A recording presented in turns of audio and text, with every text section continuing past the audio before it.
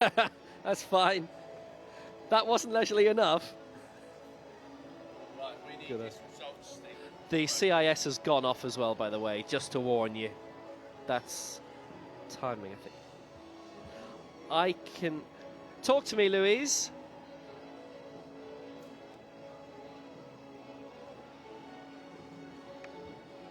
Right, just in terms... Can you hear me, Louise? That's okay. Just to tell you how we're dividing up the field events, the first two shot puts, Rob will do. He'll concentrate on them. I'll major on the men's high jump and the women's long jump.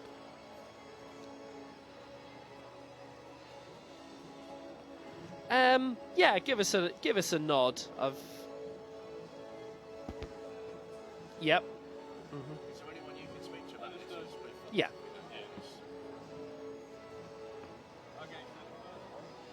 Uh-huh.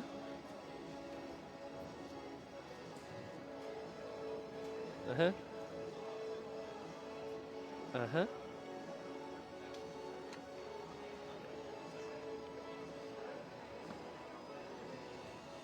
Yeah. So basically all of them.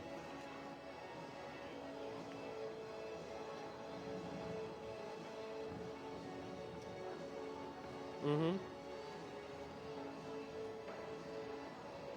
No problem. And the men's javelin, there's 2 in it, so that won't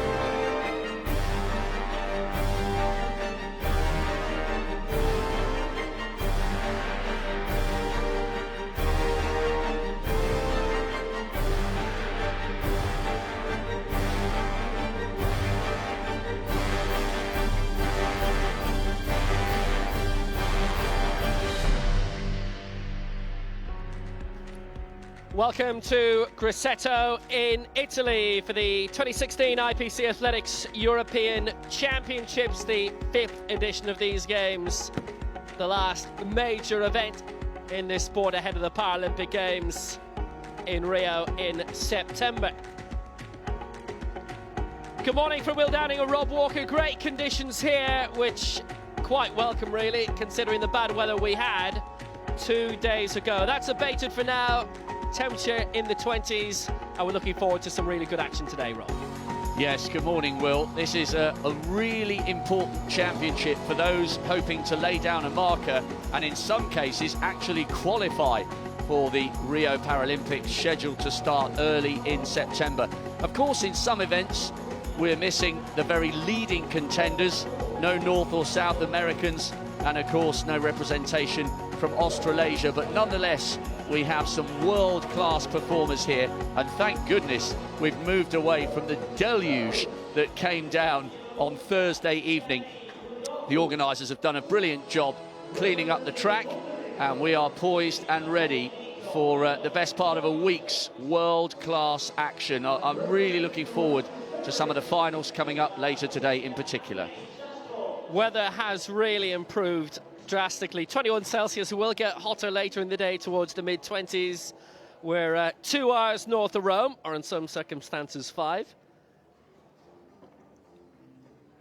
Right by the Mediterranean, around 10 kilometres away. There is a Grosseto beach outside the city limits. Population 80,000, good-sized venue on the IAAF and IPC circuits. We've got 22 finals on the opening day. 7 in the morning session, 5 in the field, 2 in the track. We start off with a series of shot put finals, the women's F34, the men's F40 and 41, women's long jump as well. Really impressive field in that, with some regular champions, Mariam-Lee Lefevre, Vanessa Lowe, Martina Caroni. 1500 metres finals to get the track action underway. Men's T52 and around 10 minutes time, followed by the women's T20. Morning sessions will all be around 2 hours long. The afternoon sessions getting underway 4 p.m. local time, Central European time, will last around 3. Yes, a little bit shorter than the sessions we had in Lyon a couple of years ago. Absolutely boiling conditions in France, and of course we had a fabulous edition of the World Championships last October in Doha. That too was pretty warm, so we are expecting some good performances and some good times as the events progress over the coming days.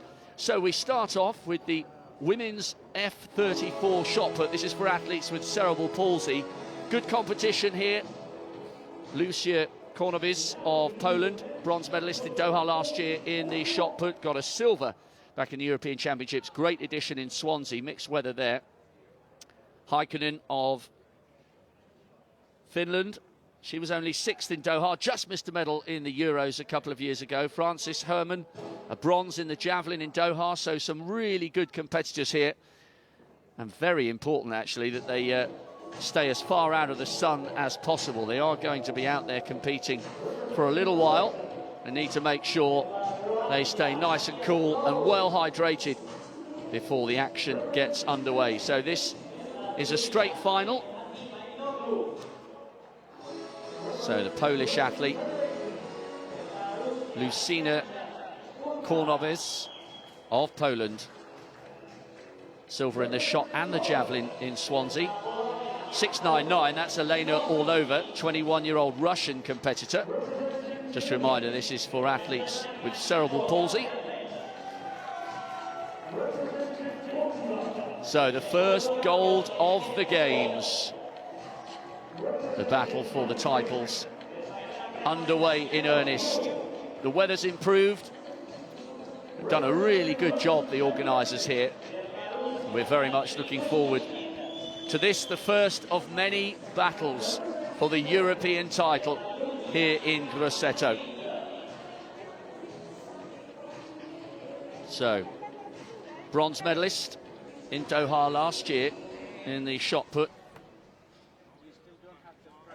Polish woman has a great chance here of upgrading from her silver medal in Swansea, where the weather was more than a little bit different to the conditions we're so far very much enjoying here on the opening morning.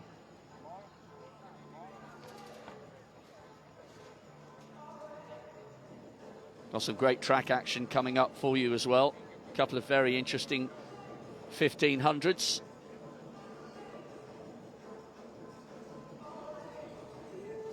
Just a little bit of a chat there and preparations. The organisers and the officials just making sure everything is absolutely spot on for the Polish athlete before she begins her quest for gold here in this beautiful Italian stadium.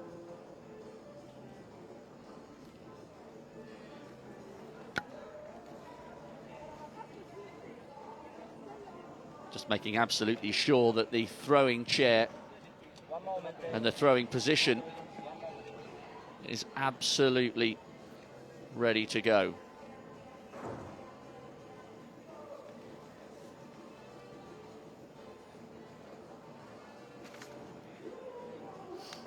So, Will, fascinating set of races coming up over the next few days, because some of these athletes, to use one example, Johnny Peacock, really needs to lay down a marker and get a confidence boost ahead of bigger battles to come later on in the year. This is a huge championship every time it's taken place, but also more specifically, especially when it's in the run-up to a Paralympic Games. Well, it is. I mean, in the case of Johnny Peacock, a big win here will be a sufficient platform ahead of Rio. But then in the case of other athletes, we'll say Hannah Cockcroft skipping here, Jason Smith, Michael McKillop not here either. Generally, I would say 70–80% of the big names on the European stage are here, and it is going to be a big build-up for them for Rio. But in a few cases, a couple of events here and there, we won't have every single big name, which I sometimes think is a bit of a risk, but then others have got their plans and their sets, and something like this might, in their view, interfere with it a bit. Well, and it gives other athletes an opportunity to put themselves in the mix and give themselves an opportunity to get on their national teams ready for the big journey to South America early in September. And what an act Rio has to follow after that magnificent, groundbreaking Paralympic Games in London. Hard to believe that was almost 4 years ago. Well, we're still waiting for the officials to make sure that the throwing circle is ready for this women's F34 shot put. Now we've got 4 events in the field, which are starting simultaneously at 10 a.m. our time. And there's Vanessa Lowe, the reigning world and European long jump champion, brilliant on the track as well, representing Germany. There are 4 in this women's long jump final.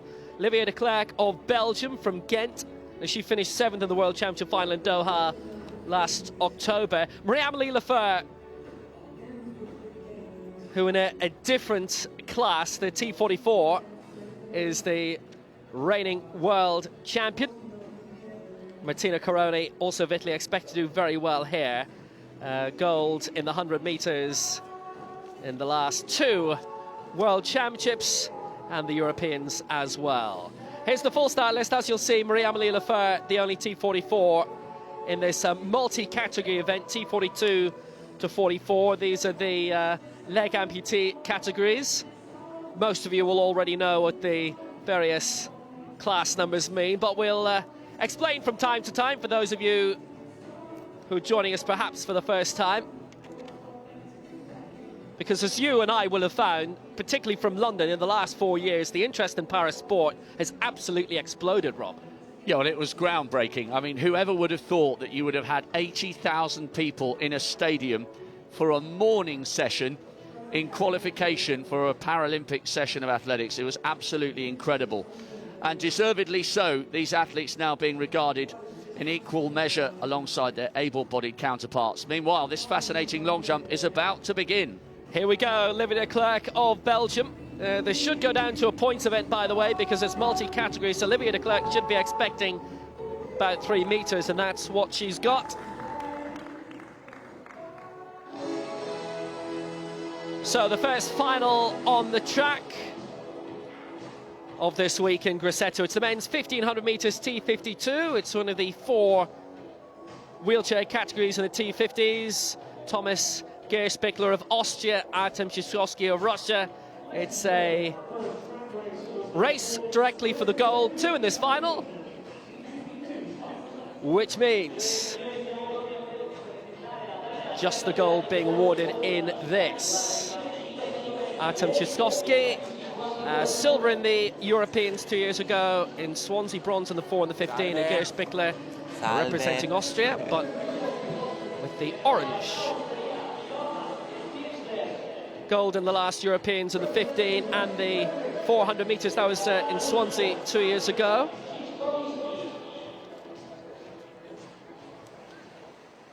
Non-medal final. Raymond Martin is the dominant force in this for the United States. Might be watching somewhere.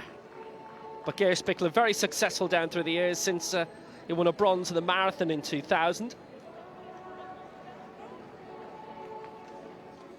In Sydney.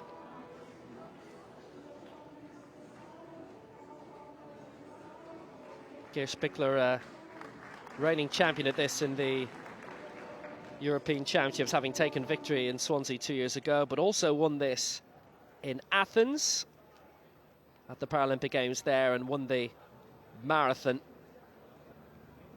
at Beijing in 2008. So Shishkovsky has a lot of work to do here in order to get past a man who has won 12 major titles in his career. So it's Gerspickler for Austria, who's in the orange racing chair. Shishkovsky of Russia, the 2 in this final of the men's 1500 metres T52. To get the track action underway here in Grosseto for these IPC European Championships for 2016.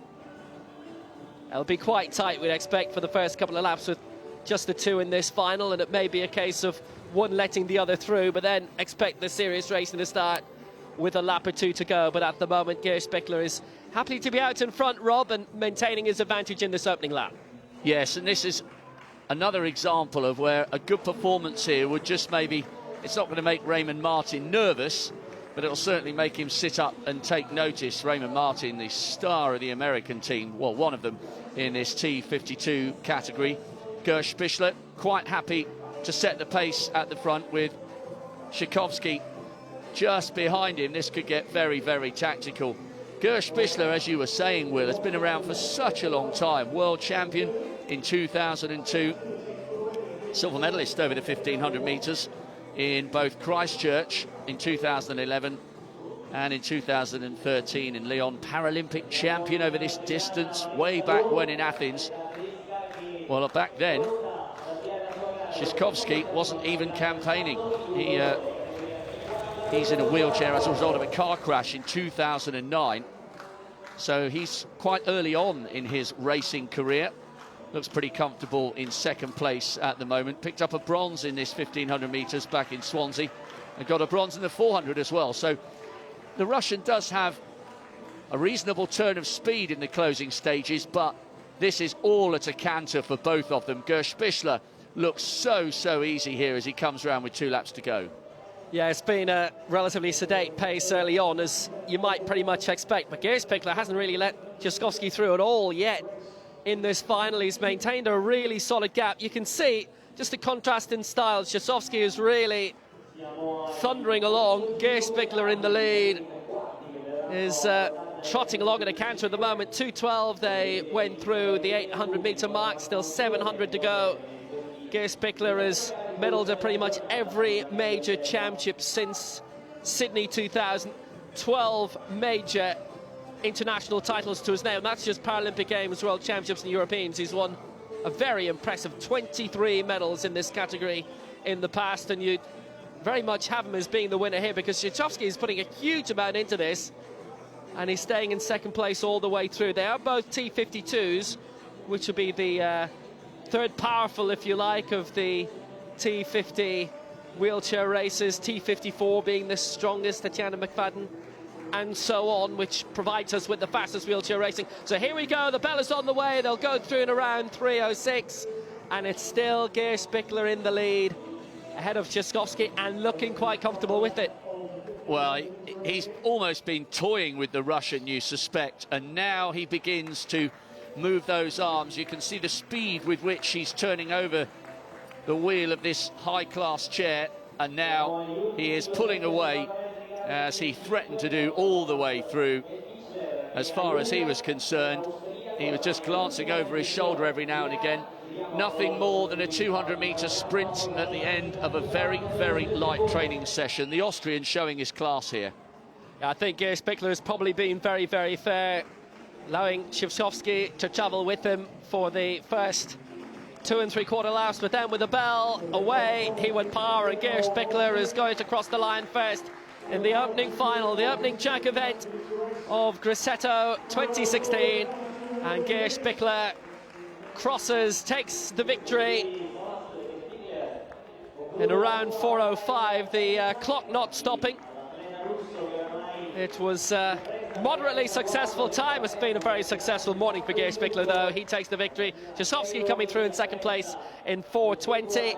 So he finished second in the 100 metres at the last Europeans. He's much stronger in the shorter events and probably will feature in those sprint events later on in the week, where he's won silver in the 100 of the last Europeans in Swansea and bronze in the 4, as well as this 1500 metres, but there's no bronze on offer today. Gers Bickler takes the win. Good performance indeed. Couldn't have expected much more than that. Do you have it? Well, it was so easy. He was barely out of second gear, but of course, remember, we have the likes of Raymond Martin for him to contend with when he gets to Rio, but you can only beat who's there. I think if you'd asked him honestly, he probably knew that was going to be a fairly easy day, but he's done the business. That's a championship record as well. 4:06.13. Actually breaks the championship record by a very, very good margin. The first championship record, certainly of many during the week. The 5th IPC Athletics European Championships. You can follow all the action, Grosseto2016.com, live results. And obviously, as you will be watching this, live pictures as well. This is the home of FC Grosseto. They're a Serie B side in Italian football. It's a great home of baseball as well. European champions in 2006. And in terms of athletics events here, very regular. There have been quite a few national championships here. It was an outlying venue for the last Italian Olympic Games in Rome in 1960.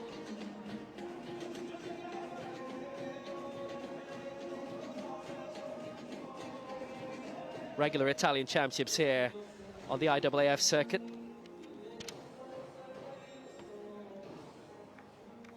So the first final, the men's 1500 metres T52, providing victory for Austria.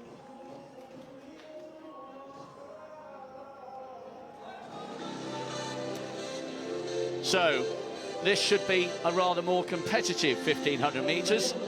Women's event, T20. Athletes with intellectual challenges. The overwhelming favourite here, the athlete wearing 5'6'7", Barbara Niewidzial. She is a multiple major gold medalist. Gold in Lyon in 2013, gold in Doha. She's the Paralympic champion as well. In fact, the last time she lost a major race over the 1500 was in the World Championships in Christchurch in 2011. And the lady who beat her starts alongside her here. 5'6'9" is Sabina Stenko, 30-year-old from Poland. 5'10", she'll have to go quicker than that to get in the medals here. Olesia Stepanova, just 17 years of age, would love to qualify for the Paralympics. Here's her platform. Bernadette Biassi, 4th in the Paralympics, European silver back in Swansea, but disappointed to finish 8th in Doha. Here's the favourite. Can anybody deny Barbara Niewidzial? Yet another major crown. World champion, Paralympic champion. She'll take some stopping.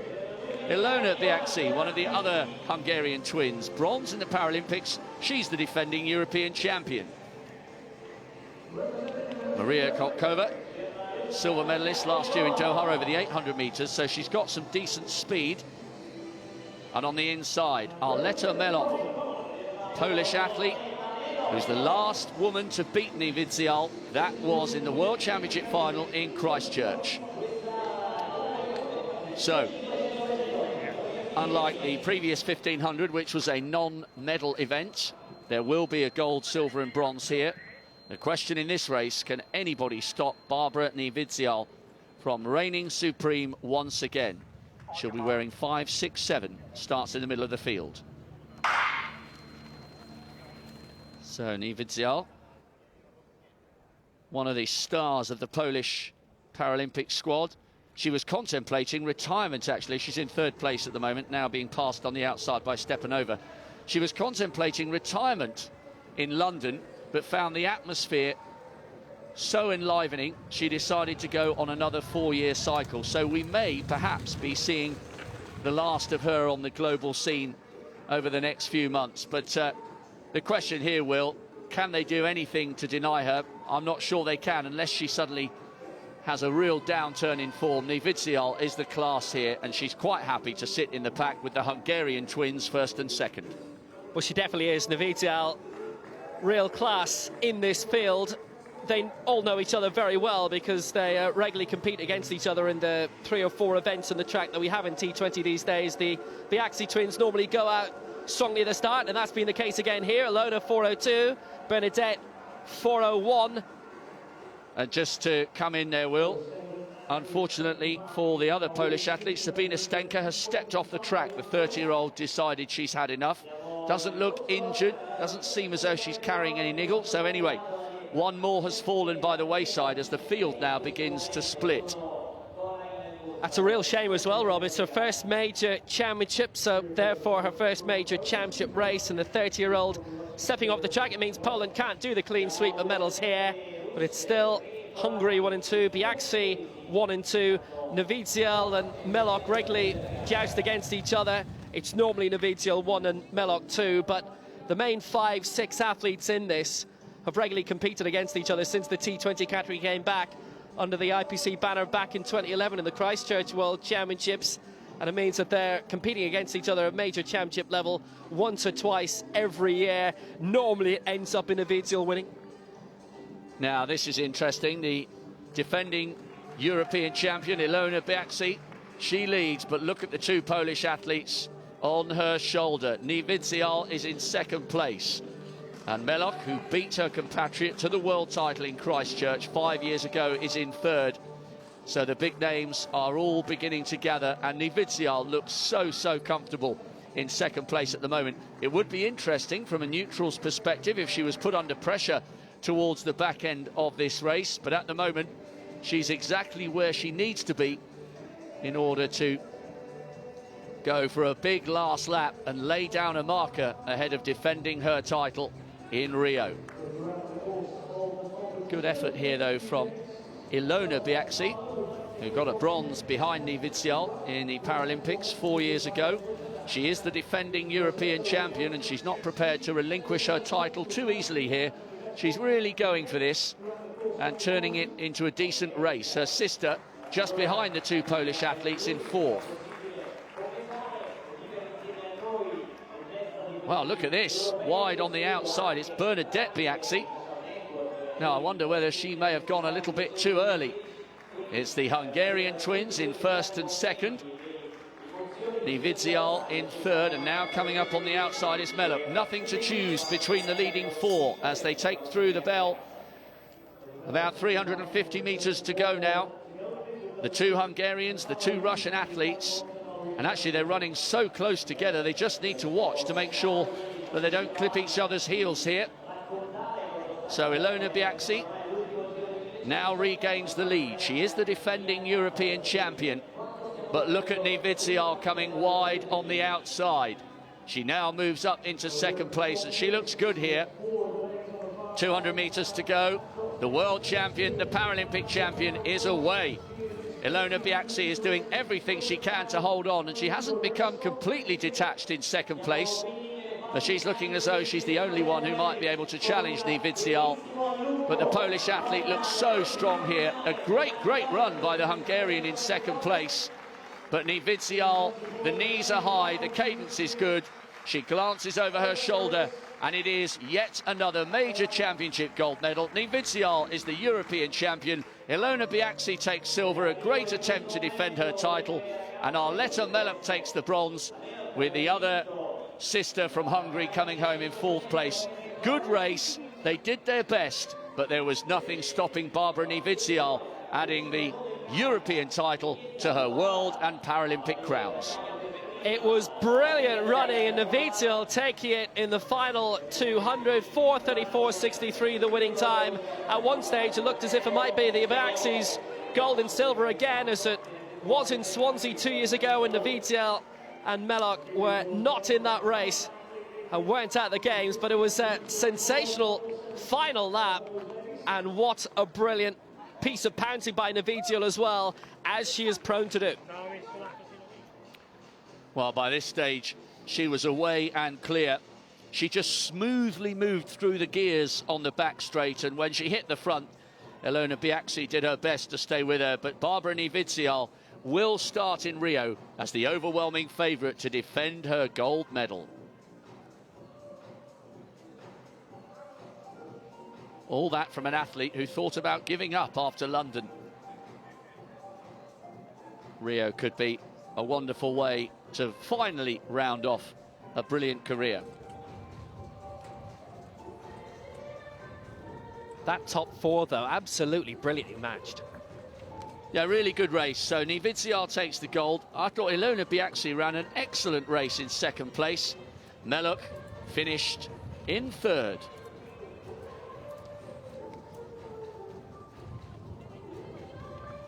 So the first sprint final in Grosseto is the women's 100 metres T34. It is the nominally strongest of the cerebral palsy wheelchair categories. 3 in this. They're racing for gold and silver. Mainly a thrower, but now trying her hand on the track. Veronika Doronina of Russia finished 6th in the javelin at London 2012. That's been her best throwing result for Doronina in her career. And for the other 2, major championship debuts. Joyce Lefebvre of Belgium, who've got a growing team, currently hiring her wheelchair. All sponsorships gratefully appreciated. She's from Breda. And Carly Tate, like many, inspired by what she saw on television at London 2012. She's been competing in the Diamond League circuit. Quite a number of the races, Birmingham particularly, have got IPC events alongside. So Doronina in 3, Lefebvre in 4, Tate in 5. 3 starters, so gold and silver up for grabs in this. No Hannah Cockcroft here this week, but don't worry, we'll see her a lot by the time the summer's out.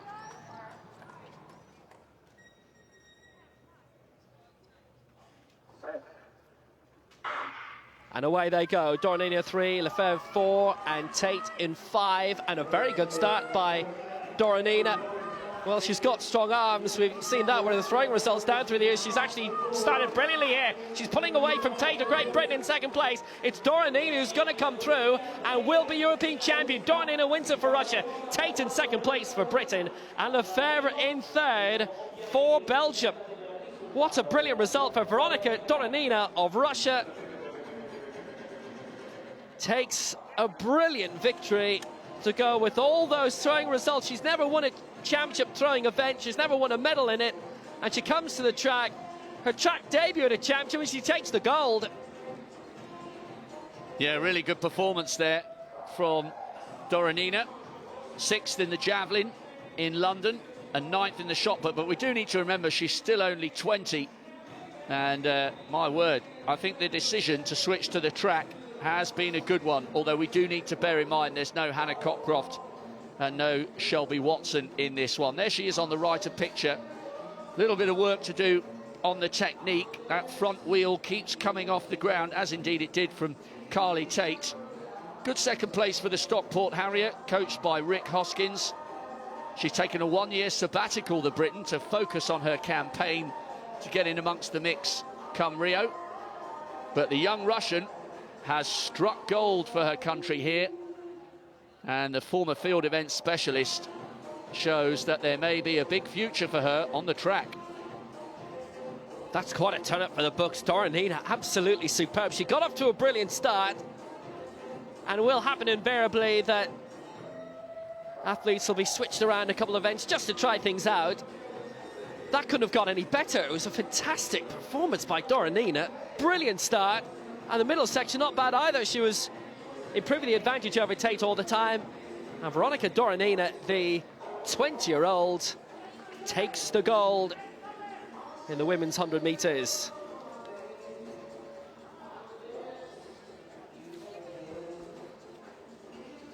Well, plenty of field event action, and we will keep you posted on how they all go. 20.10, Dora Nina takes the gold for Russia, Tate second, 20.46 the silver, and Lefebvre third for Belgium. Well, we will do our best, of course, to keep you updated on the field events, but one or two technical issues here. The organisers have done a wonderful job getting the stadium ready for action after the apocalyptic rainfall on Thursday evening, but we're just still wrestling with a few technical gremlins, which means we're struggling to bring you the distances and the varying heights being produced in the field event. So if you are tuning in and you're a field event fan, we will bring you up to speed as soon as we possibly can.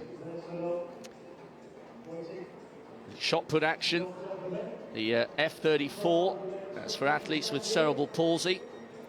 We have the men's F40-41 shot put, and that brilliant women's long jump competition going on at the moment. Well, we saw the first jump, Olivia Leclerc of Belgium, in the women's long jump. That was 3 meters 09, and that's when the electronics gave way a little bit, unfortunately. So the jumps are continuing, but the results at the moment aren't coming through. And one of the interesting things about that women's long jump competition is that the Italians will be watching Martina Cheroni very, very closely. Coming back to form, she's only been competing regularly this year for a month. This after a year in which she broke 6 world records in 2015. But she'll have her work cut out against Marie-Amélie Lefebvre, Vanessa Lowe. And a really interesting competition. She's lightning quick over the 100 when she gets into her full flow. That competition should have had, of course, Great Britain's Steph Reed, but she has pulled out, which is a real shame. That would have added some spice to an already fairly lively long jump final. We are going to bring you as much field event action as we can a little later on in the morning.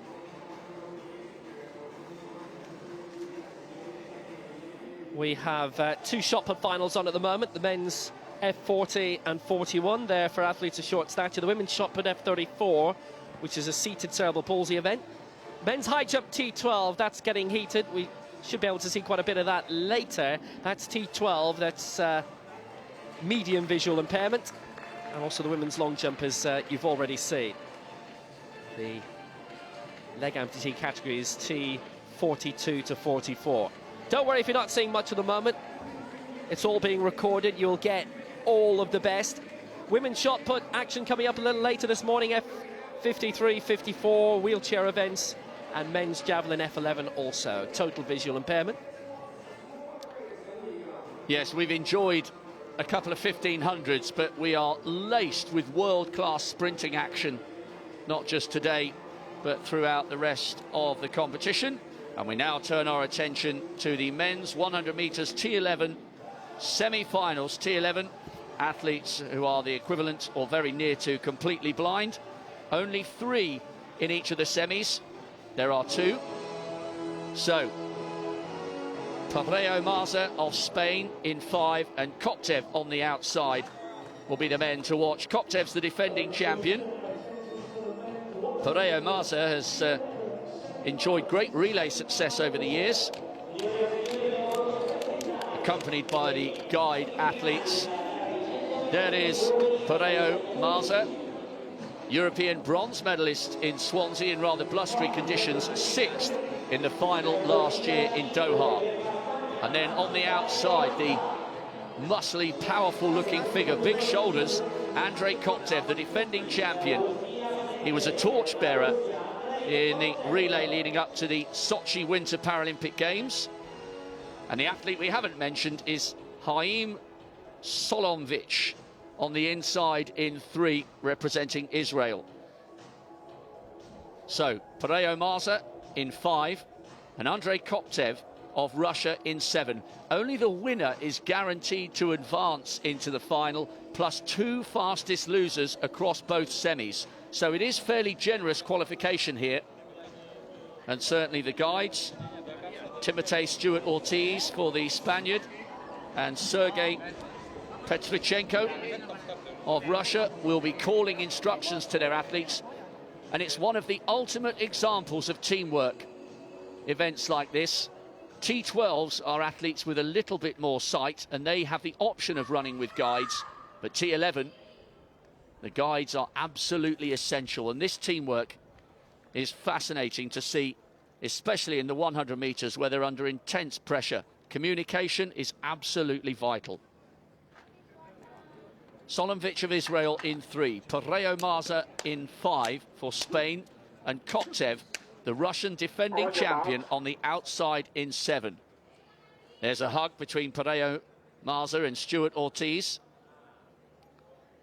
Only the winner guaranteed passage into the final.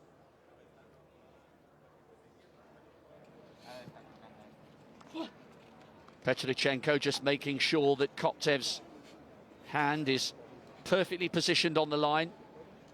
And the other thing to watch out for, of course, is that the guide athlete holds back at the finish line. If they accidentally dip, the athlete they're guiding is disqualified. Pareo Marza in 5, Koptev Russia in 7. Set. Well, the Israeli athlete was very late to rise. Good start from Pareo Marza. And this is going to be close between the two of them. The Russians coming through on the inside. The defending champion, Koptev, takes it. Pareo Marza will have to wait to see if he goes through as a fastest loser. So, the defending champion has done everything he needs to there. Although he did have to turn on the burners a little bit, because Pareo Marza got the better start inside him in 5, and that information would have been relayed to the Russian by his guide. Watch the Spaniard in the middle of the picture. Excellent start. And then Koptev came through to take it with great strength. Yeah, absolutely superb. Koptev coming really good in the last 50 metres. He's been successful in terms of the relays for Russia as well. Pareo Marza also comfortably. It's the race winner each time going through to the final. Pareo Marza's going to have to make. Smolovic will have to wait as well, but Koptev looked very, very comfortable. 14.38, not the fastest time, or at least that's certainly what came up on the board. I'm pretty certain they've rejigged those times, but it was a really huge margin in the end. I think Pareo Marza will come through in second place. Smolovic, the Israeli, will have to sweat a bit in third, though. So we thought those timings were a bit off. 11.79, that's more like it from Koptev. 11.94 for Pareo Marza. I think that may well be good enough to take him through as one of the 2 fastest losers. We'll wait and see. May well be the 14.38 that came up was actually Smolovic's time, which means he'll be hanging on majorly in terms of the race to reach the final. Second semi-final to come. Live results have come back, by the way, for the field events. And a couple of shot puts and the men's high jump currently on, and the women's long jump in different categories. So we'll be able to catch up in them all now.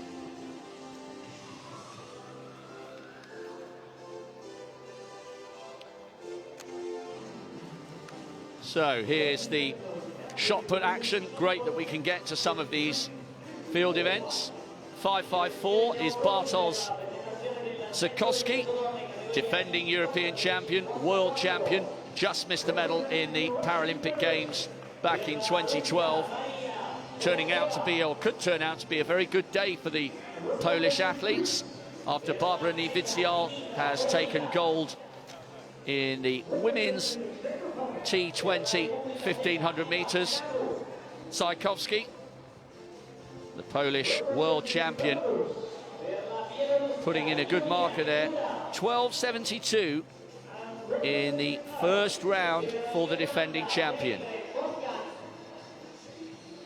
Nico Capel, the 21-year-old German, silver medalist in Doha with 12.85.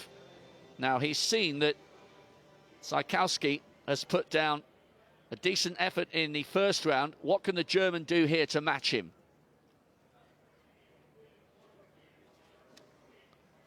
That is some way short of the Polishman's effort. Remember, 12.72 for Tchaikovsky.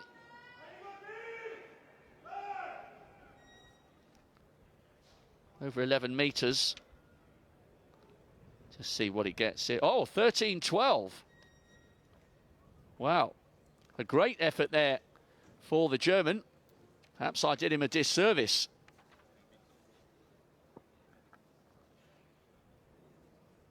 So the shot put action is heating up. And now we're heading for the second semi-final of the men's 100 metres T11, with victory going quite comfortably to Andrei Koptov of Russia in the first semi.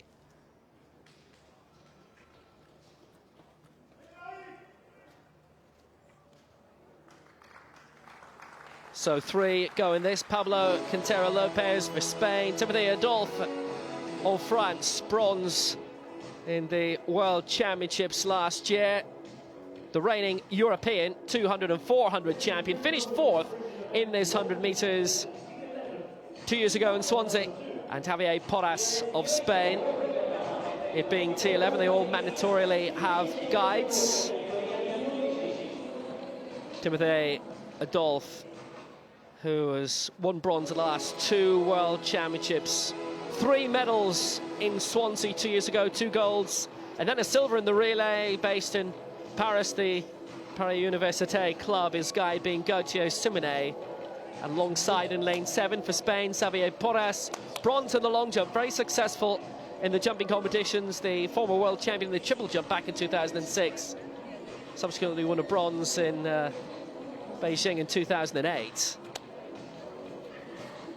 He's never won an individual major championship medal, but has won a couple of bronzes in the relays. And Pablo Quintero Lopez, by the way, in lane 3 for Spain. 6th in both the long jump and the 100 metres in Swansea 2 years ago. Ivan Martinez de Nueza is his guide, so it's Quintero Lopez in 3 for Spain, Timothy Adolphe for France in 5, Xavier Porras for Spain in lane 7. Only the winner guaranteed a spot in the final, and the next 2 fastest losers across both semis.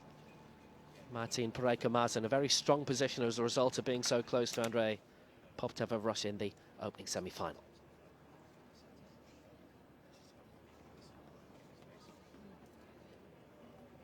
Quintero Lopez 3, Adolphe 5, Porras in lane 7.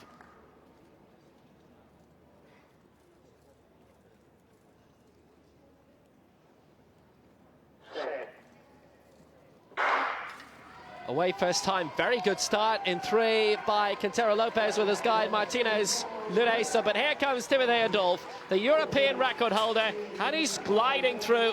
It's a good victory, 11.63. He takes it. Quintero second, Porras in third, was moving up towards the end, but 11.63. It's around quarter of a second outside of his European record. And the man who won 2 gold medals 2 years ago in Swansea in the last Europeans, looking very, very comfortable there. That's been rounded down to 11.62 in the end. And when he came through around the 40-metre mark, it wasn't really in any doubt. Gautier Simonet's guide and Adolphe looking really comfortable in the end. Really good run there from Adolphe. He's in the centre of your picture there. World Championship bronze medalist in Lyon and Doha over the 400 metres. So he's got great strength, speed, as well as the raw acceleration required for the 100 metres. Good work from his guide, Gautier Simonet, as well. the European champion over 200 metres and 400 metres, and he's looking really good here over the 100 when you bear in mind he's only a few tenths of a second outside his own European record set last year. I think he was good value for that 11.62, and there's more to come from the Frenchman come the big final.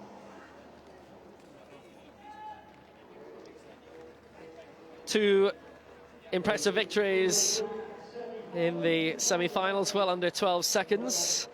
Adolphe winning 11.62, Quintero Lopez 12.28, Xavier Porres 12.30. It was very tight in the end in the race for second place. And presumably the spot in the final. Yes, along with Pareo Marza in the first of the semi-finals. So both fastest loser spots being taken by Spaniards. Good work from the Southern European nation there. Well, you can see the athletes beginning to gather for the first of two semi-finals in the men's 400 metres T47. Arm amputees or equivalent.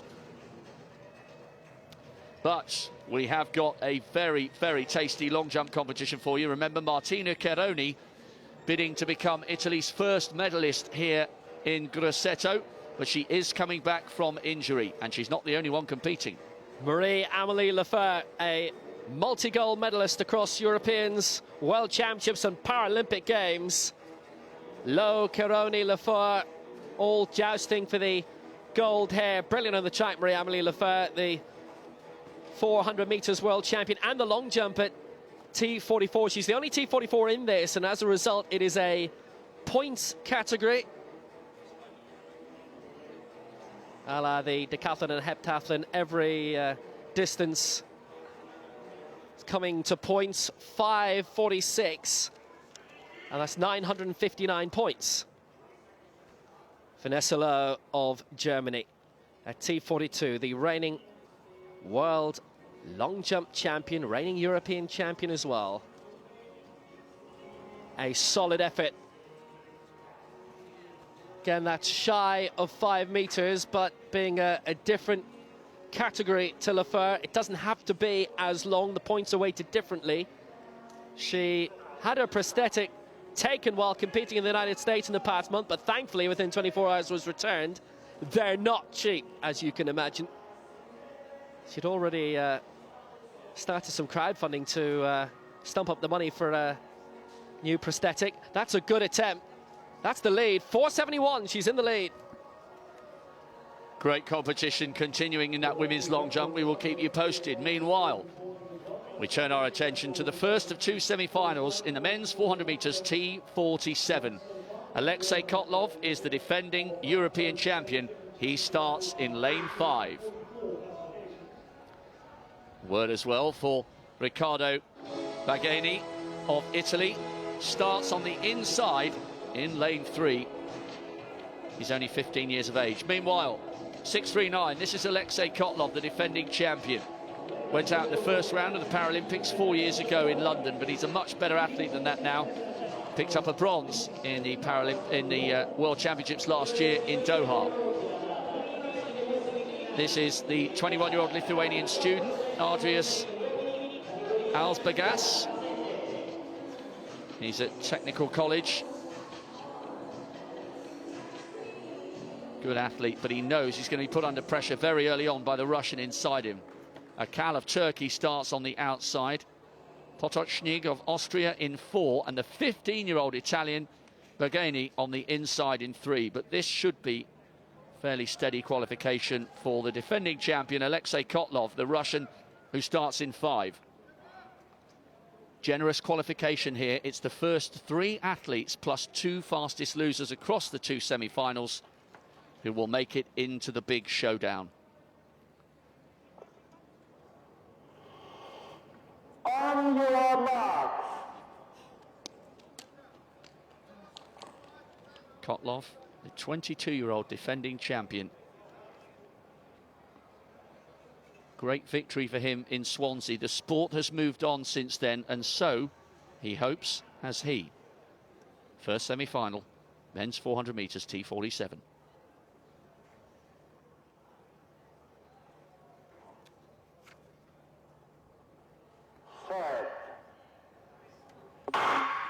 Standing start on the outside for Akal of Turkey, although he's going well here. But look at the Russian Kotlov. He's already swept past the Lithuanian on his outside, and he's up onto the shoulder of Akal into the back straight. The first three will go through, of course. Potocznik of Austria going well. He's second from the inside, and Kotlov can probably already afford to ease down. It's going to be interesting in the battle for the minor places. Akal will start to come under some pressure now. He's beginning to rock and roll with 150 to go. But Kotlov, the defending champion, has a really sizable lead here. The Lithuanian, Alsbergas, isn't completely out of this, because the three men battling for second place are beginning to tie up. Kotlov is merely jogging across the line, looks over his shoulder.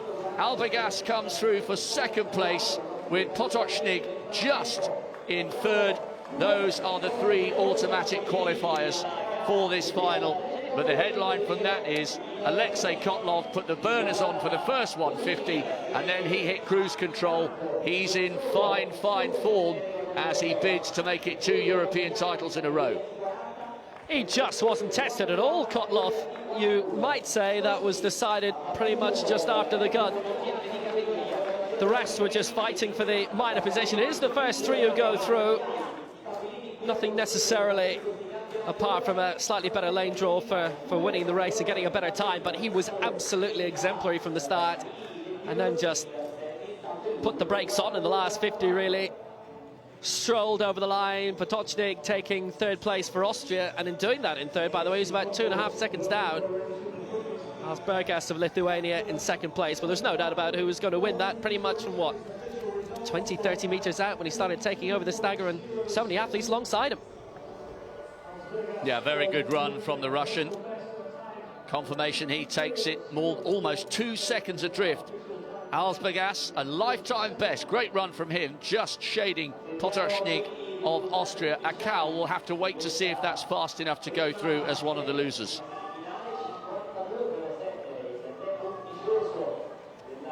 Back to the women's long jump T42-44 final, and Vanessa Lowe with that 4.71 in the opening round, 1,080 points. She's in the lead. It's a championship record, and that impressively is around the same mark. Certainly not far off it.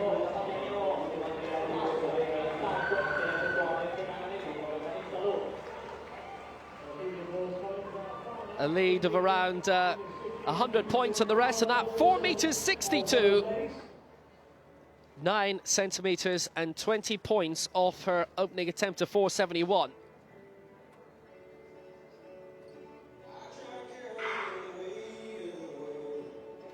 She holds the world and European record of 4.79, and she's come very close to both so far. 4.71, 4.62. She's the one to beat. Can Martina Caroni of Italy do it? 4.28 in the opening round, and that looks a slight improvement. Something around 4.40 would get her past the 1,000 points mark. Low and 1,080. Distances, remember, all converted to points. She looked like she got the board absolutely spot on. Couldn't have done much better than that, really. Only by a margin of a couple of centimetres. Caroni, 4.37. She's in second place. That's 989 points.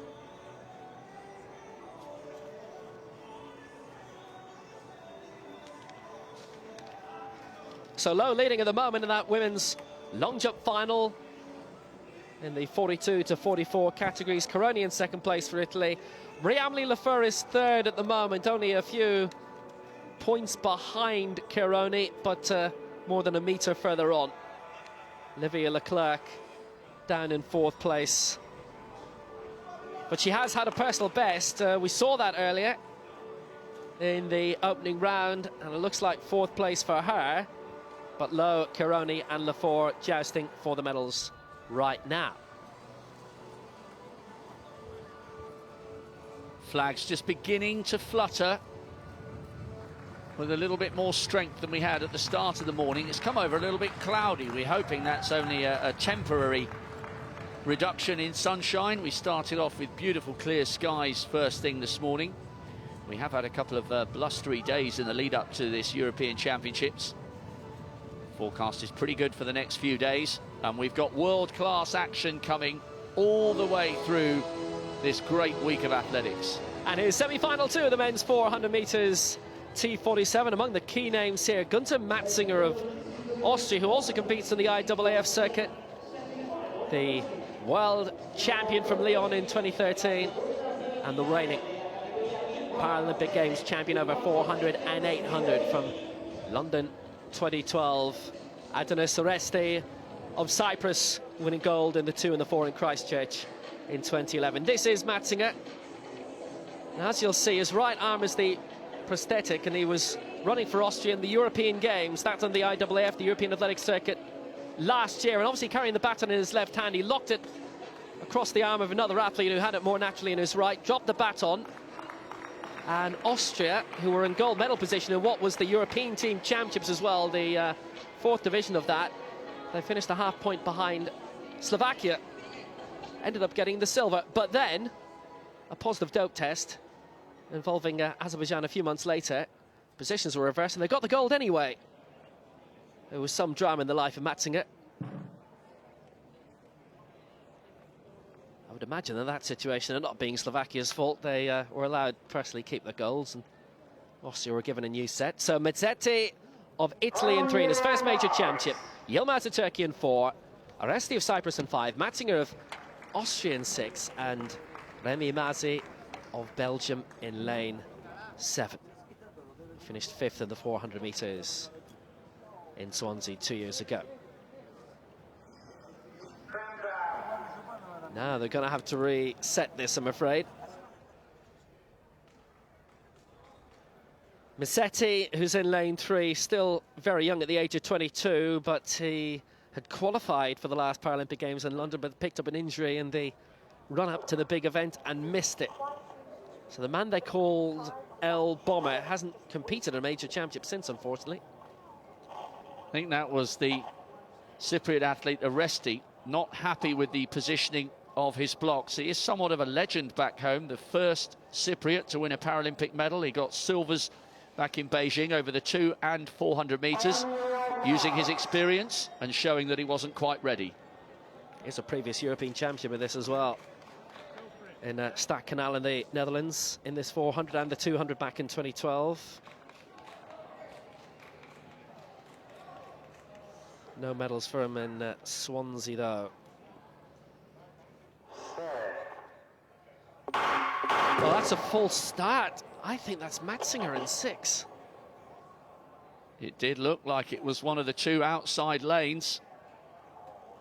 Now, that would be a real shock for the Austrian, the reigning Paralympic champion over 400 and 800 metres. Loads of experience, not really under massive pressure here, Will, because it's the first 3 to go through. It's full IAAF rules, so ostensibly you do get punished. And unless that's put down as a faulty start, it's going to be a red card. And to me, it definitely looked like Matzinger, which, if it is he, would be a massive, massive shock. He's being pointed to. What's the colour? Oh dear. Well, one of the hot favourites for this title, the previous world champion, the reigning Paralympic Games champion, and he's been disqualified. And I'm just wondering if the little bit of jitteriness involving Oresti alongside him just beforehand, when they had to reset, affected him slightly, Rob. But that's amazing. He's a man who's conquered his nerves to become a double Paralympic champion. Inexperience there from a man who should know better, and he doesn't have an opportunity now to become the European champion. That's a shame. He's a brilliant athlete, Matzinger, but he's not going to win this. Full start in the semi-final. So 4 in this now, the top 3 to go through. Mazzetti in 3, Yilmaz 4, Oresti in 5, Matzi is in lane 7, and it makes the task a little bit easier for the likes of Oresti, and he might just take 10-20% off his performance here, because it would have been an interesting race between him and Matzinger in order to get the victory in the semi-final. But Oresti is not being arrested in his progress. He's way out in front. He's even overtaken Massi way out on the outside lane in lane 7. Musetti and Yilmaz are realistically jousting for second at the moment. Massi may not be too far out of it, but Oresti is well ahead of the rest at this stage.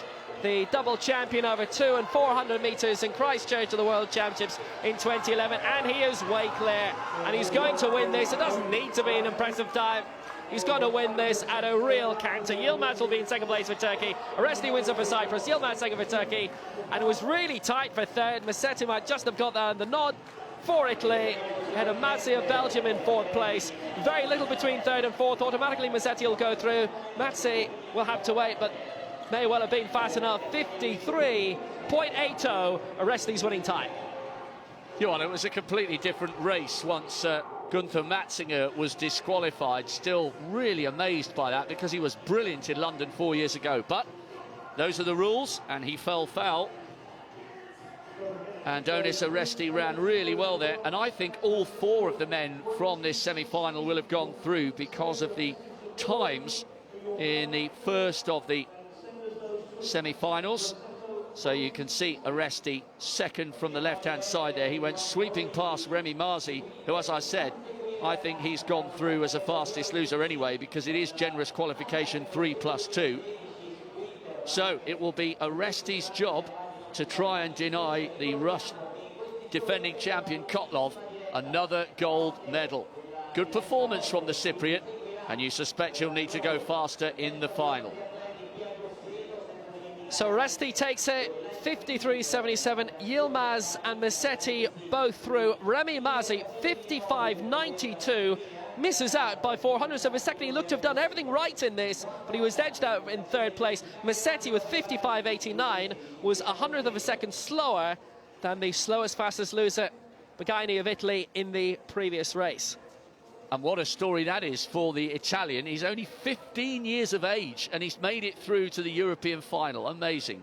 There he is. He's the 8th man on the list. Kotlov was the fastest overall. Oresti didn't need to go fast at all, and the fact that Matzinger didn't make it, was disqualified, a big help to this 15-year-old Italian in making it. There's a story. Great result for him, rewarded well for that lifetime best, but Kotlov will start the final as the overwhelming favourite in the absence of the Austrian Matzinger.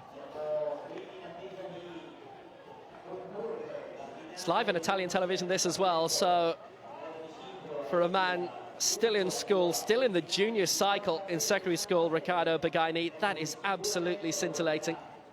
And if you're watching this, obviously, in the live stream, as you'll be watching us in English, and if you live in the area, do pop along. It's free entry. You can arrive in the gate. Decent smattering of fans around the stadium. I'd say Serie B football ground, as well as one of the top athletics venues in Italy. So the next track event will be the semi-finals of the women's 200 metres T11. Just 1 or 2 issues with the blocks there, and that will give us an opportunity to bring you up to speed with some of the latest field event action.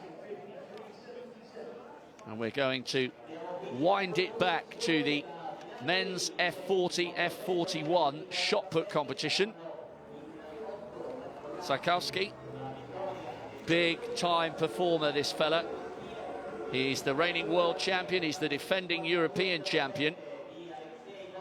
He produced 12.72 in the first round. We've got the 40s and the 41s together, hence this is done on a points system.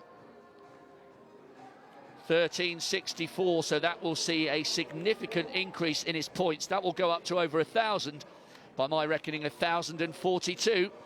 So the Polishman has extended his lead.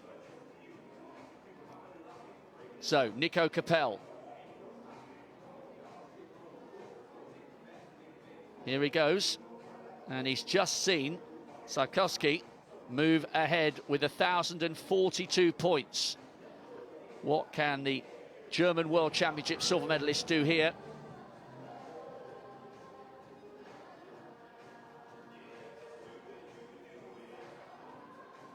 Gives it a big launch.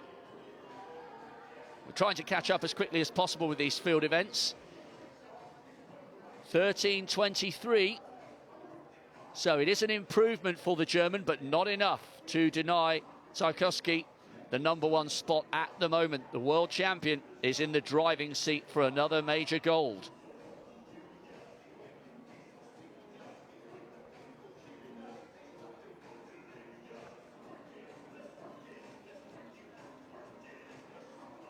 A bit overcast, but with a bit of blue sky breaking through. It's been a lovely morning in Grosseto in Tuscany. So I've seen 2 Italians qualify for the final of the men's 400 metres T47, one of them 15 years of age. And we're also keeping our eye on how the homegrown heroine, Martina Cheroni, is progressing in what is turning out to be a fascinating women's long jump competition. The 42s and the 44s combining for 1 gold. We will keep you updated on that one. Meanwhile, as we mentioned earlier, the track action coming thick and fast. It would seem as though they have managed to overcome the issues with the blocks. So this will be the first of 2 semi-finals in the women's T11 200 metres. 7:04, wearing number 3 on the side of her shorts, is Samigulina, the Russian, 19 years of age. The athletes are spread out and allowed 2 lanes each here because, of course, T11 is blind or equivalent, which means it is essential that they run with guides. So the 2 semi-finals, only the winner guaranteed passage through to the final, plus 2 fastest losers. Communication absolutely vital here. Samigulina starts on the inside, the teenage Russian. Here we go, then there is Samigulina. Biel Quintana, she starts in 5. Her guide is actually her partner, David Gutierrez. Great teamwork there. And on the outside, Arjola Dedej of Italy, 34 years of age. They call her Duracell because she's got so much energy, apparently. So here is Samigulina, a real talent. Just missed the final in the 1 and the 200 metres last year in Doha, but she did pick up a relay silver medal out in Qatar. An emerging talent with many, many more years to come in the sport. She's in 3. 5 is Leah Biel Quintana. She got a relay bronze last year. Broke her tibia and fibula in 2014 and now tries to focus on the longer sprints. And then Arjola Dedaj on the outside. Started out as a dancer. She's done baseball and athletics. She says she's a lover of life. And she managed a silver medal in the 200 metres back in Swansea in rather different conditions in 2014. So it's Samigulina of Russia in 3, Biel Quintana of Spain in 5, and Dedaj of Italy on the outside in 7. Only the winner guaranteed passage through to the final in this, the first of 2 semis in the women's 200 metres T11.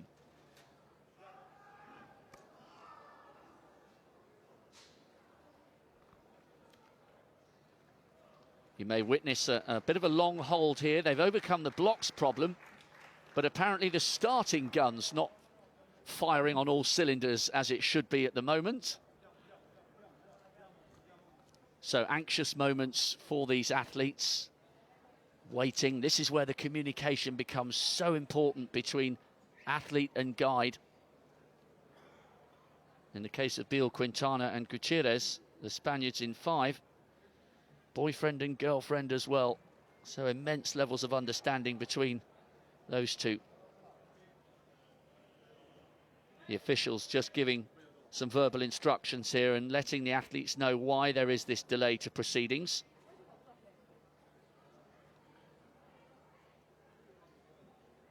Looks like there's going to be quite a hold-up here as well, because you'll see that they're just unplugging the speakers on at least one of the blocks. Yes, it's Dedage on the outside, the 34-year-old Italian, lives in Milan, and hopefully she'll be getting plenty of support from the smattering of crowd members who've made their way in. Free of charge here this week in Grosseto. So, Samigolina in 3, Beal Quintana of Spain in 5, and Dedage on the outside, the Italian. There's the 19-year-old Russian. A real emerging talent from the East European nation.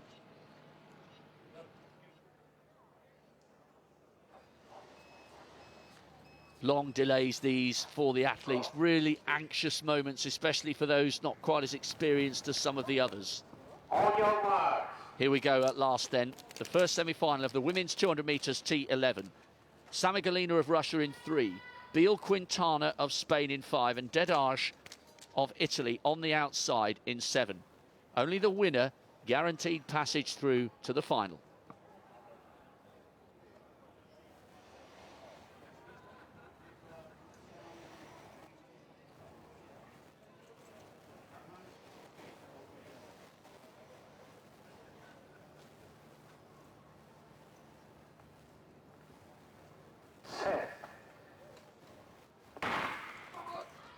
So at last, this race is underway. Watch out for Samigolina on the inside. She's already made up ground on Beal Quintana, and going well on the outside is Dedage at the moment. So Samigolina coming through on the inside with the Italian Dedage on the outside, still holding it just. Can the 19-year-old Russian come back at the Italian? It looks as though it's a good finish here from Samigolina. Samigolina takes it from Dedage on the outside, with Beal Quintana in 3rd. So, the 19-year-old Russian is into her first major final.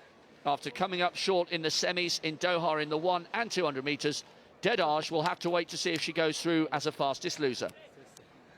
Samigolina, noted in the relays last year in Doha, it was a very strong finish by her because the Italian on home soil, but a very good competitor. She won silver in this 200 metres in Swansea 2 years ago. And she has a very, very good finish on her, but Samigolina on the inside. Maybe a little bit of commentary alongside from a guide, Anatoly Bistrov, as a few of the T11 athletes do like that. They want to know exactly where they are.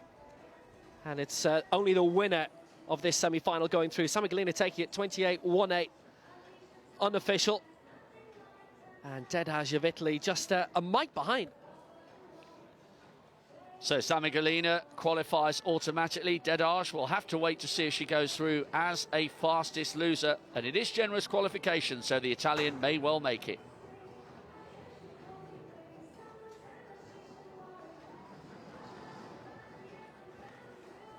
Very good by Samigolina, you must say, in the way that she pushed through in the final 50, having led early on. And it was quite unfortunate for those athletes. There's a different starting mechanism on that far side for the 200 metres as opposed to down by the start line where the 400 starts. And it's the first race that was on in that quadrant of the stadium.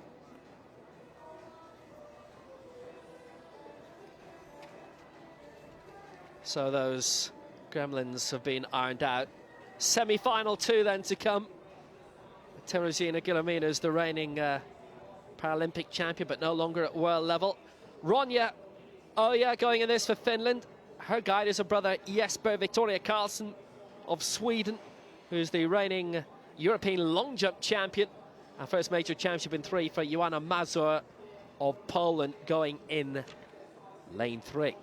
Michał Stawicki is her guide.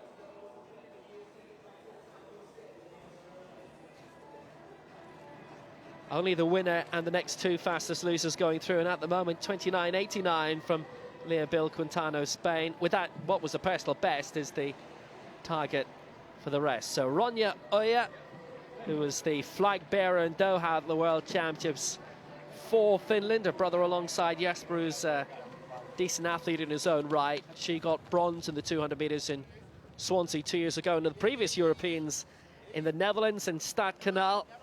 Well, there's been quite a history of para-sport. Bronze in the long jump there. She was 5th in the long jump last year in Doha in the World Championships, but bowed out in the heats of the 1 and the 2.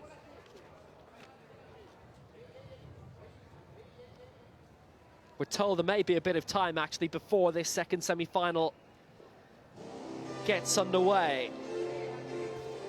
As for Victoria Karlsson from Sweden, brilliant athletics nation. And she too, decent as a jumper. Silver ahead of Ronja Ona in the long jump in that 2012 European Championships. Went one better in winning the European title 2 years ago, and a Swedish record, national record set in doing that in Swansea. Fourth in the long jump at the World Championships in Lyon 2013, and then improved by one in the long jump last year in Doha. Susanna Kalur is all-time sporting idol, the former European and world 100 meters hurdles champion.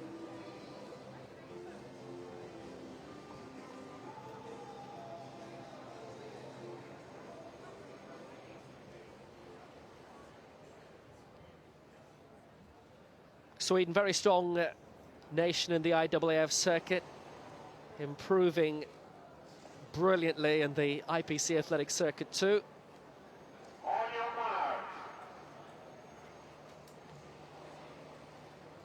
So here we go, Joanna Mazur of Poland in 3, her guide Michał Stawicki, Victoria Karlsson of Sweden in 5, her guide is Luis Gomez, and Ronja Oja of Finland in lane 7, Jesper Oja, her guide. Only the winner automatically going through. Next two fastest losers. 29.89 is the cut-off time.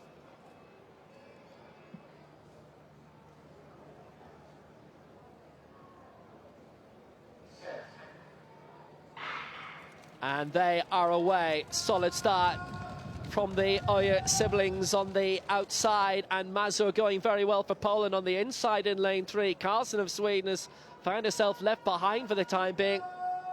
Oja and Oja now falling back into second place, because here comes Joanna Mazur, first major championship for the pole, and look at how well she's doing. It's going to be a very good time. She's automatically into the final. 28.01 is where the clock stops, and Oja in second place, Karlsson in third. Quite slow in terms of the European record, but it doesn't really matter in terms of the heats. It's faster than the first semi-final. Mazur takes it for Poland. 28 seconds dead it's been rounded down to. Very well done indeed in the second half of that race. Yeah, really good run by the 26-year-old Polish athlete. She only made her senior international debut last year. She's certainly found some form here. She's 0.17 quicker in qualification than Sami Galina from the first of the semi-finals. I know times can be irrelevant, but she's certainly going to be in with a shout of a medal come the final.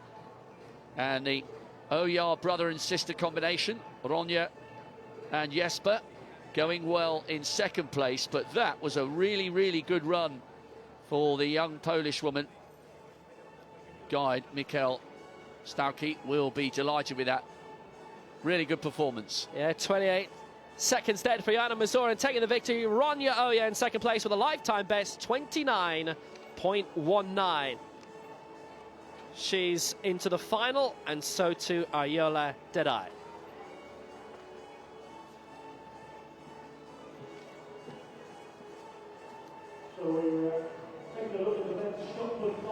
Well, lots of action in the field. That includes the men's high jump, T12.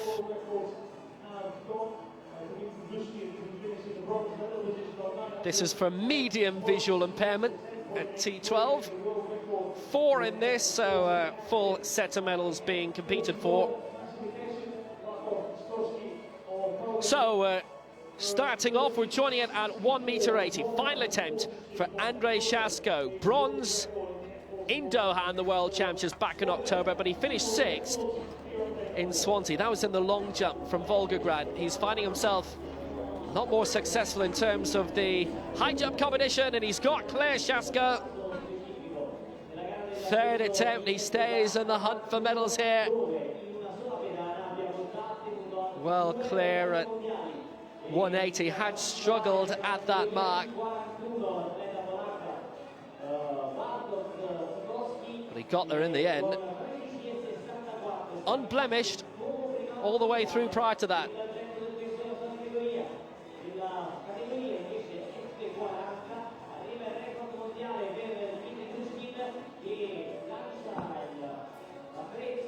Already out, by the way, Milos Ranitovic. This is Berdakov of Belarus, and this to win. And he's cleared 190, and he's got gold for Belarus. And the reigning world champion in the T12 high jump has successfully defended his European crown. Gold for Belarus in the opening session, the opening morning, ahead of Andrei Shasko, who didn't get any further than the 180 we saw. He skipped a couple of heights, having taken the victory officially with a 183. And Berdakov, Belarusian gold. Salvador Canio Garcia of Spain with the bronze. There's a confirmation of Johanna Mazur making it through to the final of the women's 200 metres T11 as the quickest athlete. Sami Galina will go very close to that gold medal. Could be a great battle between the two of them. Well, the next track action involves the big, beefy wheelchair competitors. Leo-Pekka Tati goes in lane 5 here. The 3-time Paralympic champion over 100 metres. A real legend of Paralympic racing. The flying Finn, they call him. Look at the size of those shoulders. T54, so this is the highest of the wheelchair athletes, those with the most upper body function. Pekka Tati's record is incredible over the 100 metres. He's joint third in the world rankings this year with the 34-year-old Briton Richard Chiasato. He starts on the outside. Both of them have gone well over the 200 metres this year. And the significant fact about the men's 200 in the T54, there is no Kenny van Wiegel here because the Dutch have elected not to compete. So, first 3 plus 2 fastest losers. Pekka Tati in 5, Chiasato of Great Britain in 6. Ganzai of Russia go in 3 and Adelaide of France in 4. But the 2 men on the outside should dominate this semi-final. Well, Pekka Tati's legacy as one of the great all-time sprinting wheelchair performers is already guaranteed, but he's still hungry for more success. He's gone sweeping past Chiasato. That shouldn't matter too much. It's very generous qualification here. Pekka Tati and Chiasato are away and clear. Adelaide of France is in 3rd, and look at this, Chiasato coming through for the win. Pekka Tati easing up, 25.28, the unofficial time there for the Briton. 10th in Doha over the 100 metres last year. That was a really good push there from Chiasato. Yes, OK, Pekka Tati was easing up towards the line, but it certainly ensures Chiasato will get the pick of the top lanes come the final, and the Briton has a great chance to get in amongst the mix here. Remember, no Kenny van Wiegel, but that was an excellent push by the Briton, and maybe Pekka Tati won't have the final all his own way. I'd written the result down, I'd put Tati down as the winner, and then all of a sudden Chiasato thought, oh no you don't. The man who didn't make the British squad for London 2012 as it was felt he had no medal potential. He's got big medal potential here. Leo-Pekka Tati was easing up and he finishes in 2nd place, and he wasn't expecting that. Chiasato obviously is a big point to make to the national selectors, and you know what, he's made it. 2 races in 1 there really between Chiasato and Tati for the victory. Championship record from Richard Chiasato. He's certainly in the mix for the medals. Pekka Tati in 2nd, and Adelaide has taken the 3rd automatic spot. Ganzai will have to wait to see if he goes through as the fastest loser. That is a remarkable result.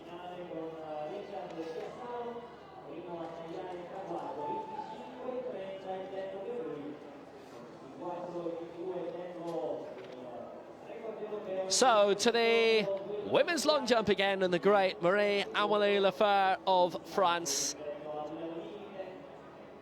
This is the 3rd attempt, 5:46, 5:51 for her so far.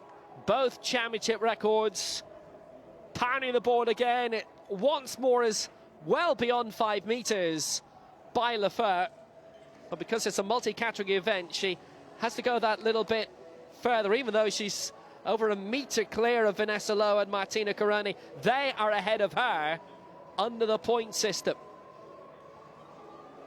They're T42s, and she is a 44, so taken as a stronger athlete, so has to go even further. 5:69, another championship record, and she goes into second place behind Vanessa Lowe. 4:71 and 4:62 so far.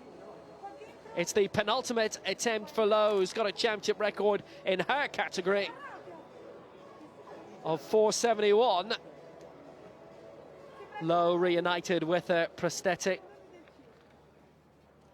It would have massively impacted on her build-up to Rio had that not been found so quickly. Struck the board pretty cleanly. 4:51, and she stays well in the lead.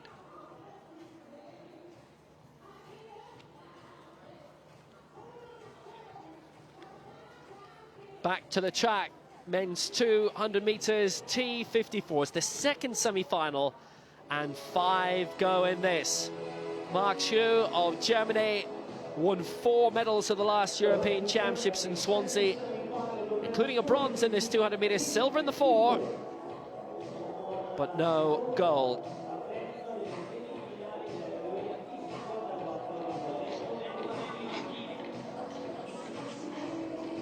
Mark Schuh of Germany, who's been medaling at major championships since the 2011 Worlds in Christchurch, which was very early in the year in January, and last year's World Championships in Doha were held in October. Alexei Bichenok of Russia, the 800 meters European champion from 2012, but also a very successful biathlete and cross-country skier. Gold, silver and bronzes in cross-country skiing in the World Championships in 2015. Gold, silver and bronze in the biathlon 2014, and also in Sochi won a silver in the sitting biathlon over 12.5 kilometers. He's a strong man then. 200 meters, it's not even a sprint. So it's Bichenok, Schuh, Almers, Matila and Maguire are the 5 in this. Almers starting very strongly for Sweden. Bichenok moving very well. Schuh just being left behind slightly at the start. Bichenok has started very well. Almers of Sweden's going well also. It's the top 3 into the final. It's Bichenok of Russia in lane 1. It's Almers of Sweden who'll be in second place, and Schuh in third for Germany, with 4th place going to Nathan Maguire of Great Britain. Good victory for Bichenok, who won bronze in his 200 meters in Doha back in October. And he takes the victory, 25:49. Good margin of victory. Almers and Schuh left behind in the end, and Maguire will have to go through, if he does go through, as the fastest loser. Yeah, really good push that from Bichenok on the inside. He's a really fascinating athlete, a world champion, as you were saying, Will, over the biathlon. And what a fabulous conversion he's made to track athletics. Almers went well. Schuh was a little bit laboured for 3rd place. He really had to work for that in the closing stages. Great Britain's Nathan Maguire has been given 4th place, 26:54, which just edges out Ganzai, the Russian, from the first of the semi-finals. But no doubt who won that one. Alexei Bichenok, 25:51. What a great final that should be. Yeah, Bichenok taking it, 25:51. Almers and Schuh, 25:77, 26:41. And Maguire with a lifetime best, impressively, 26:54 in 4th place. So we know the top 3 definitely going through. And Nathan Maguire did make it, along with Alexander Ganzai of Russia, who will be wearing the Russian jersey in the final. But Richard Cesaro with the championship record, 25:30, the fastest in the semi-finals. Tati was only the 3rd fastest. Those 3 names will surely be the medalists. The enthralling question is, which order will they finish in? So we may not have Kenny van Wiegel, but we have a brilliant men's final coming up later in the competition over the T54 200 metres. Pekka Tarti might not have that race all his own way. And that final will be tomorrow.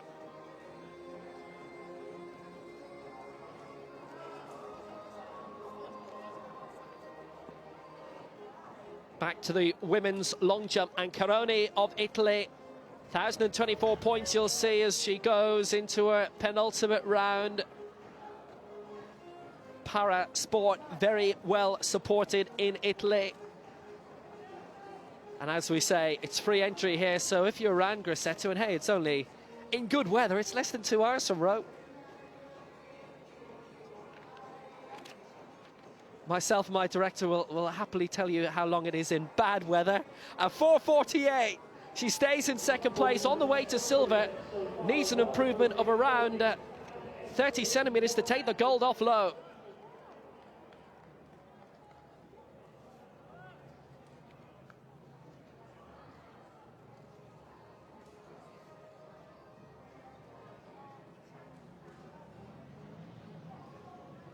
So Lowe, Caroni and Lefeur are our medalists. Livia de Klerk of Belgium not able to get into the medals, so she's definitely finished in 4th place, but in what order will the medals arrive in? Lowe in pole position at the moment for Germany. And Parasport is growing in Germany all the time as well. Is obviously a very noted Grand Prix annually in Berlin.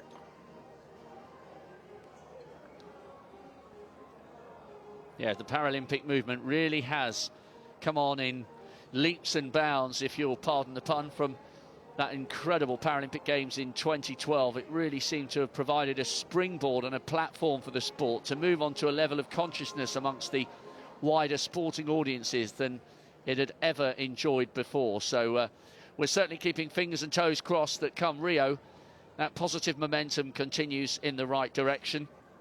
And if the likes of the homegrown heroes and heroines like Teresina Guglielmina manage to thrill the crowds, then there should be some atmosphere in Brazil come September. We've got a new field event final for you, and this will be the F11 men's javelin, and 2 go in this. Yes, 2 competitors in this one.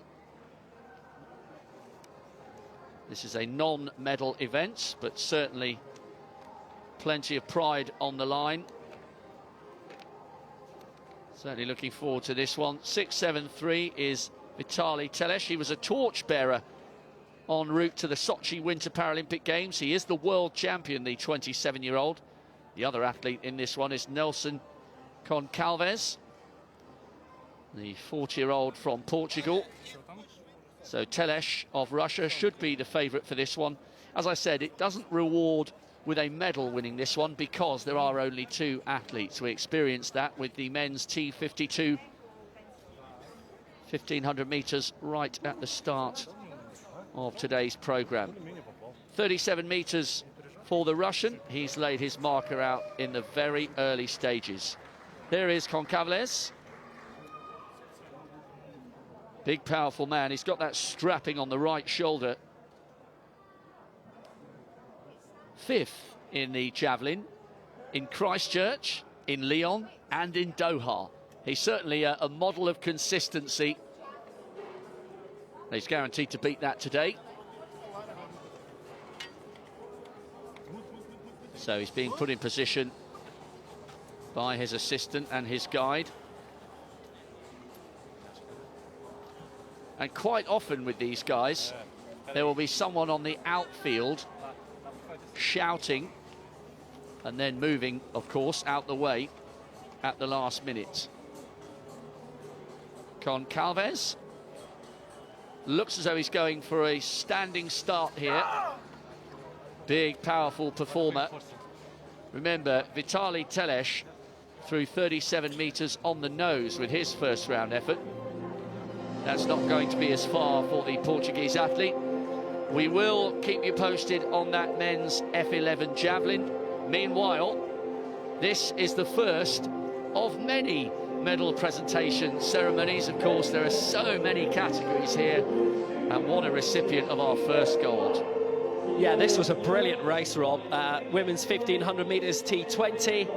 I always actually look forward to the women's T20 events because generally it is the same athletes. So they run between pretty much 400 to 1500 metres.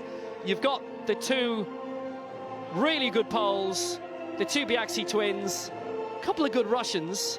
So normally you've got about 5 that you know will be jousting for the 3 medals, and they're really all well matched, apart from the top one. Great race, this. If you happen to miss it earlier on today, then please do look it up. It'll be on the website and on YouTube. And we're graced by the presence of Sir Philip Craven. He's here this morning. I know he's been doing a few media interviews. Great to see him here for one of Paralympic sport's finest major events. So, in bronze medal position, the former world champion, but she's always just been pipped to the post since Christchurch in 2011. Good run, though, from Arletta Meloff. She picks up another major medal. Silver last year in Doha. It's bronze here in Grosseto for the European Championship. And she's put some fancy nails on for the occasion as well. Big smile as she receives the flowers.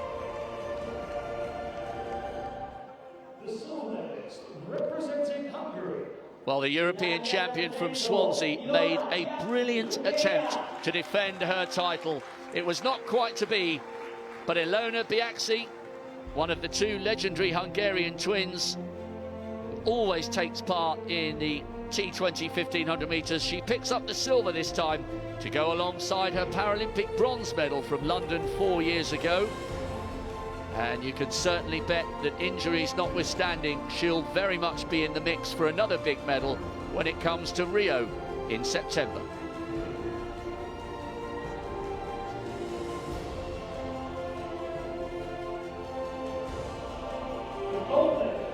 The champion here, as she has been on so many occasions. Gold medalist in Doha, gold medalist in London, the Paralympic champion, the world champion, is now the European champion. Barbara Niewidzial, the woman who contemplated retirement after London 2012, has reigned supreme again. And maybe this glorious run and this great career will come to a fitting conclusion in Brazil later on this summer. Niewidzial is the first athlete of these games to proudly hear her national anthem blaring out here in this brilliant atmospheric stadium that once hosted Olympic football way back when, in 1960. Barbara Niewidzial is the European champion.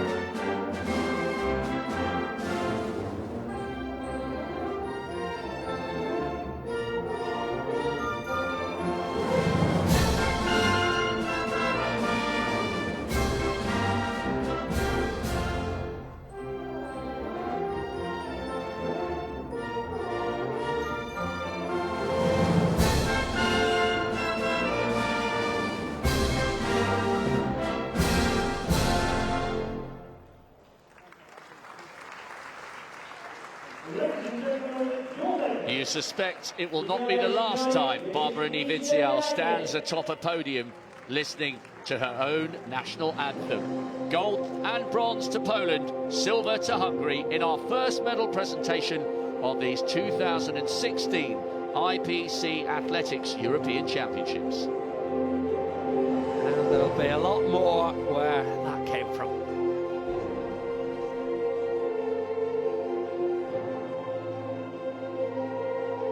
But don't worry, me and Rob will commentate on each and every one. It's part of the contract. There are just so many events in Paralympic athletics. It certainly means there are a lot more medal presentation ceremonies than we have in able-bodied games. Meanwhile, another star of the week is about to take centre stage. It's Marie-Amélie Lefebvre of France now. 5.69 at best so far. That's 1,021 points. Another couple of centimetres, and she's above Karani into second, and it's above 5 metres again, but it doesn't look beyond 5.5. And that being the case, it will be bronze for this brilliant French athlete. She was one of the poster athletes for the 2013 Lyon Games, and you know what? She was way off the board there. She gave away, what, 35 centimetres or something like that, and that surely would have been a silver had she got the board right at all. A 5.47. That was 22 centimetres behind her best of 5.69. She needed about 5.73, and that would have been the silver medal. But it's a championship record still of 5.69 for Lefevre. So the women's 100 metres T34 victory ceremony, 3 in the final. So gold and silver being awarded here.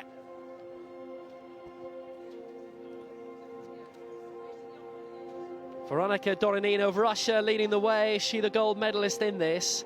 And this is a wheelchair event, cerebral palsy wheelchair.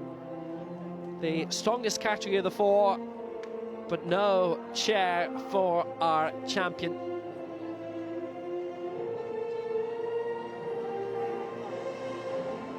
And pretty much the same determination she showed in victory, being shown her making the way to the top step.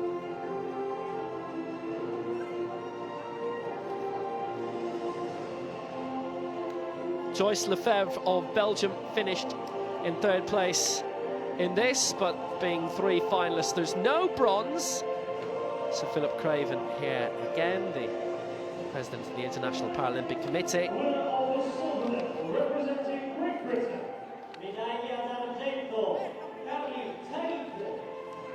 Well, it could be you. Carly Tate was watching at home London 2012 and thought, I like the look of this athletics. I might give it a go, and here she is, European silver medalist ahead of the next Paralympics in Rio. She's competed on the international circuits where IPC events are held alongside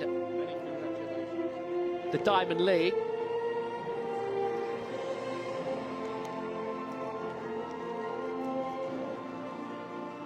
Which is what we had the other week in Rome, by the way, in their Diamond League event.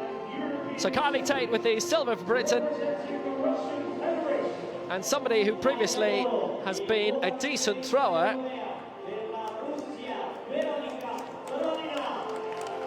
How good is she on the track, though? Veronika Doronina of Russia is the European champion over 100 metres. And this 20-year-old suddenly has got herself in the spotlight in this event pre-Rio. Anna Cockcroft will be back by then.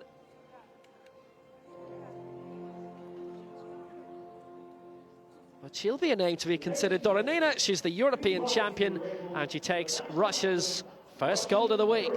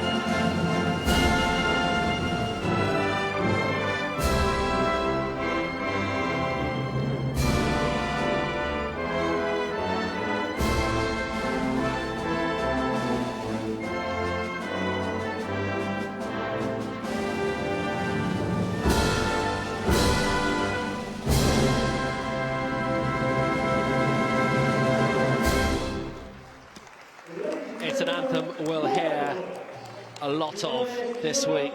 We always do at European Championships. Veronica Doronina takes the gold. Carly Tate the silver for Great Britain in the women's 100 metres T34.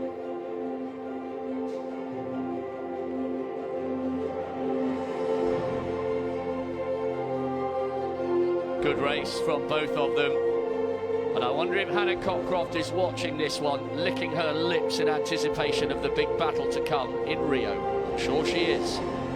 This has been one of the battles of the week already. Martina Caroni, 1,024 points. 4 metres 48, her third attempt in the women's long jump. This, the last round, needs to improve by 30 centimetres to take the gold off Vanessa Lowe. And it's short of 5 metres. Judge of the angle is about 450. Caroni hasn't broken that mark today, but 1,024 points on that 448. Lowe leading with 1,080. Remember, it's a multi-category event, which means it's down to points. And again, she didn't use the board and gave around 25 centimetres away. And it is silver for Caroni of Italy, their first medal on home soil. And here's our champion again, Vanessa Lowe of Germany. Her last attempt, 471, the longest she's done today, and that was attempt number 1. That again is beyond 4.5 metres. She's got the championship record. She's got the gold as well. She's the reigning European and now twice European champion, reigning world champion as well at T42.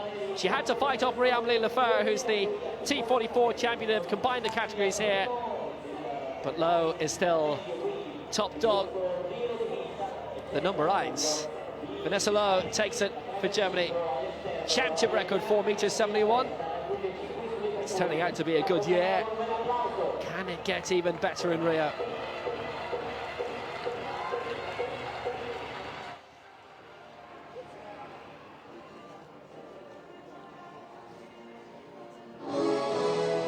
Two events left on the track in this morning's session. This is the first of 2 semi-finals in the men's 100 metres T42. All eyes in this one will be on lanes 6, 7 and 8. Daniel Jorgensen of Denmark, David Henson, the British Invictus Games captain, in 7, and Heinrich Popov on the outside. Here's Jorgensen, bronze medalist last year over 200 metres in Doha, and surprised himself with that speed, the long jump specialist. Alongside him is Great Britain's Invictus Games captain, Dave Henson. He was 7th in Doha last year with 27.08, but he's in much better form than that this year and could go very well over the 100 should he make it into the final. Heinrich Popov, the 32-year-old German, hugely experienced, Paralympic champion, world champion, a great athlete. Now, just watching that, Popov is not happy about something going on there with the blocks. He is showing his experience, and now Popov just repositioning himself here. He's a fine, fine athlete. Gold medal in Christchurch, gold medal in Lyon. He fractured his foot early in October last year, which meant he didn't take part in Doha. He's an incredibly determined campaigner. So, as we may have guessed here, a couple of problems with the starts here. You can see how far behind Henson starts. So while Popov makes sure he's happy, here's a confirmation of these hotly contested field events. And it went down to points. Vanessa Lowe, championship record, 4 metres 71, takes the gold for Germany. Martina Caroni, the silver for Italy, 4:48. And Marie-Amélie Lefeur went further than anyone, but was marked down in the points. Championship record in her category, 5:69 for the bronze. Great competition that was. Would have been even better had Great Britain's Steph Reed been in the running, but pulled out once again. It's been a long time since we've seen Steph Reed in the major championship finals. Meanwhile, as the clouds descend, the atmosphere grows here ahead of this penultimate track race of this opening session, the men's 100 metres T42 semi-final. On your marks. Watch out for Jorgensen of Denmark in 6, Henson, Great Britain 7, Heinrich Popov nearest the camera, the Paralympic champion, in lane 8. First 3 guaranteed passage through to the final. Bernotas of Lithuania in 3, Telly Turkey 4, Isbarov of Russia 5, Jorgensen, Henson, Popov. Only the first 3 guaranteed to advance into the final. Set. They get away first time. Dave Henson always takes a long time to get into his running because he is a double amputee. Going really well there at the moment is Jorgensen. He's dragging Isbarov with him. Jorgensen takes it from Isbarov. Popov gets 3rd, and Dave Henson of Great Britain in 4th place. The Briton is better over the 200 metres.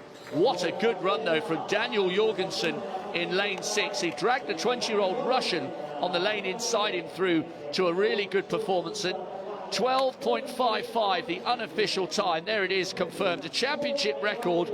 Well, the man who started out as a long jump specialist said he surprised himself, Will, with a great bronze medal over the 200 last year. And I think he's got a chance of getting on the podium over the even shorter sprint here. Cracking run from the Dane. Looked exceptionally good, Rob.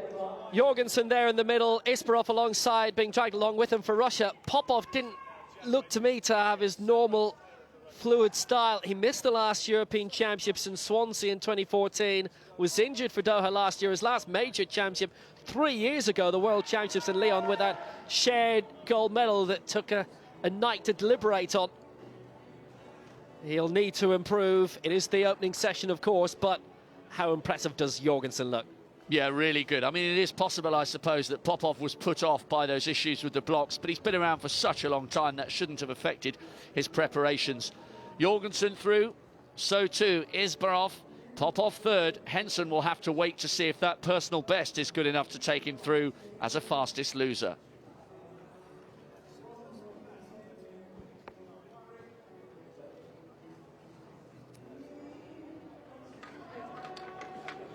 Impressive championship record that was for Jorgensen as well. Popov is the world record holder from Leverkusen. I think it's his hometown, actually, his home club, City, obviously, at 12.11 seconds, and he was about a second down on that, but still automatically qualifies for the final.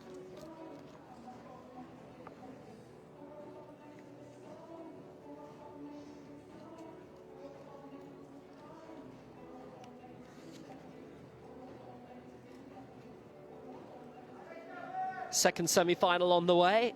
All the live results, Grosseto2016.com. And you can join us each day on YouTube Live. All 12 sessions, all the morning sessions getting underway at 10 a.m. local time, Central European time, 9 a.m. UK and Ireland. And now, one of the greats, particularly over 200, Richard Whitehead, who plans to retire after next year's World Championships in the Olympic Stadium in London. Richard Whitehead in lane 7, also worth watching. The reigning European champion over this 100 metres for France, Pavel Kayatare, he's in lane 3. Anton Pokarov, the reigning European champion over 2 from Russia, in 4. And major championship debuts for Nurullah Kart of Turkey, Ali Lassin of Germany, Marco Pentagoni of Italy, the 16-year-old. Kayatare has been winning major championships since the 2002 Worlds in Lille, the 100 metres silver medalist there. He based in Paris now. Richard Whitehead over the 2 is virtually unbeatable since the 2011 World Championships in Christchurch, and London 2012 was his event. Once he gets on the straight in the 200, he is peerless. Finished 4th in the 100 metres in the World Championships in Doha back in October.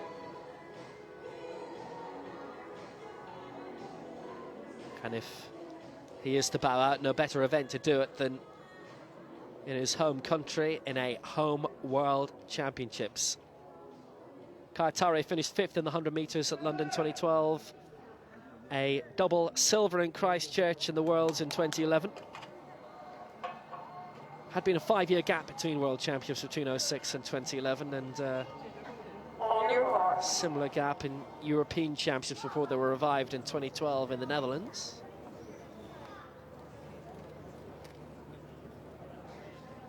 This the biggest ever continental one-sport IPC championship. Anyway, Kayatare 3, Prokhorov 4, Kart 5, Lesson 6, Whitehead 7, Pentagoni 8, the first 3 automatically through. So away we go, solid start from Kayatare in 3 and Prokhorov alongside in 4. Whitehead's going well as well in 3rd place at the moment. Straightening up, speeding up, Whitehead's going to take it. Whitehead with the victory, Prokhorov in 2nd, Kayatare in 3rd, and 12.46 is a very, very good time. Brilliant run there from Richard Whitehead. He has gone under 23 seconds twice this year over 200 metres. Both were slightly windy, but the talk from his camp is that he is in sensational form, and he's brought that here to Grosseto. 12.46 is a championship record, and we were watching the man who is usually so slowly away, obviously being a double amputee. His legs and thighs whip out to the right and left rather than going forward and back, so that's why it takes him a little while to get into his momentum. He was powering away from the rest of the field. Prokhorov could do nothing to respond. Kayatare took the 3rd automatic spot. There's been big talk about Richard Whitehead coming to these championships, about what he could do over the 100 as well as the 200, and he's given us a real taster of what he could produce come the final. That was fantastic. I think there's a PB coming from him in the final. Well, the 200 is his best event, but a new championship record in the men's 100 metres, 12.46. Prokhorov in 2nd, 12.90. Kayatare 3rd, 13.05. The 3 definitely through to the final. And they'll be joined by the fastest losers. David Henson there, a 2nd British athlete who's made it. And Mindaugas Benotis of Lithuania, 13.72 after finishing 4th in the opening semi-final. Well, what a race that could be between Jorgensen, Whitehead and Popov if he manages to produce something more like his best in the final compared to what we saw in the semis. So, we'll be wrapping up some field event action here. So, Nelson Goncalves, 5th in the World Championships in Christchurch, in Lyon and in Doha. He goes for the standing throwing position. Big, powerful man. This is a non-medal event because there's only one other competitor. He's up against Vitaly Telesh. Telesh is the reigning world champion. Carried the Paralympic torch 2 years ago in the lead up to Sochi. 29.98, so just a shade shy of the 30-metre line. So Telesh likely to be the main man here. So this is an F11, so these athletes are blind or equivalent. The javelin goes soaring out way beyond the 40-metre line by the looks of things there. The world champion showing his class here. He's only 27 years of age. 42.01. He's way, way out front. Good performance there from Vitaly Telesh ahead of the Rio Paralympic Games come September. The track action opening for the morning session, still a few field events wrapping up. One more medal ceremony to come in the next minute or two.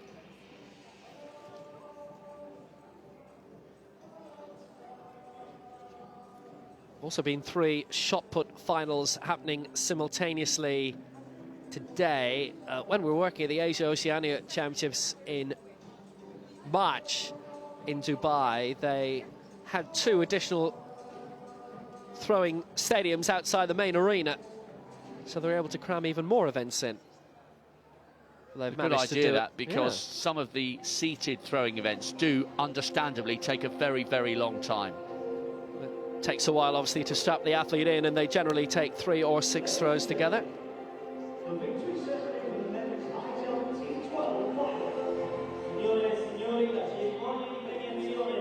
So the men's high jump T12 to wrap up the medal ceremonies for the opening morning.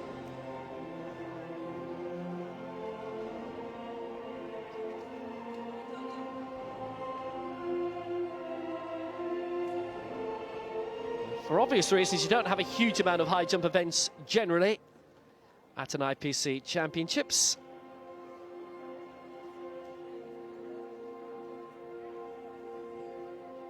But the T12, one of those that has had sufficient strength in depth. The medals and flowers will be presented by Grosseto, Director of Operations and APR Assistance, and Marco Pastori, Federal Secretary of the Italian Federation of Paralympic and Experimental Sports. Le medaglie e i fiori saranno consegnati da dottor Roberto Spina, direttore delle operazioni degli aeroporti di Roma. It was quite a margin between the medalists in the end. Milos Ranitovic of Montenegro finished outside in fourth place. Bronze medal winner representing Spain. Medaglia di bronzo, Salvador Canio Garcia, Spagna. Now, unless he's done it first and nobody knew about it, there's been a page taken from the book of the world indoor high jump champion, the Italian Tamberi, Salvador Cano Garcia, with the bronze medal here for Spain and his half beard. But a fully competent performance as Spain take the bronze. Winner of the silver medal representing the Russian Federation. I know in Tamberi's case, he always lets the beard grow out, and then as soon as the competition starts, half of it goes. Andrei Shasko, silver, the man from Volgograd, bronze in the high jump in the World Championships in Doha in October, and he takes the silver here in Grosseto.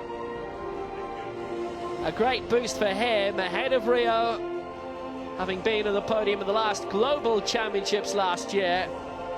He is a contender, a big contender for Rio 2016.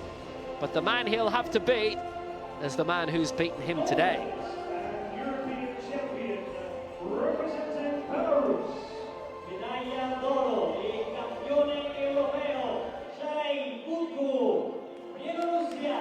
Successfully defending his European title from 2 years ago in Swansea, the reigning world champion, Sergei Budakov of Belarus, takes the gold here. Former regular medalist in the triple jump, then converted to the high. Every games. But there's a strong chance we'll be seeing the T12 high jump in Rio. Strong chance he'll be on the podium, but will it be the top step? Sergei Budakov gets the gold for Belarus.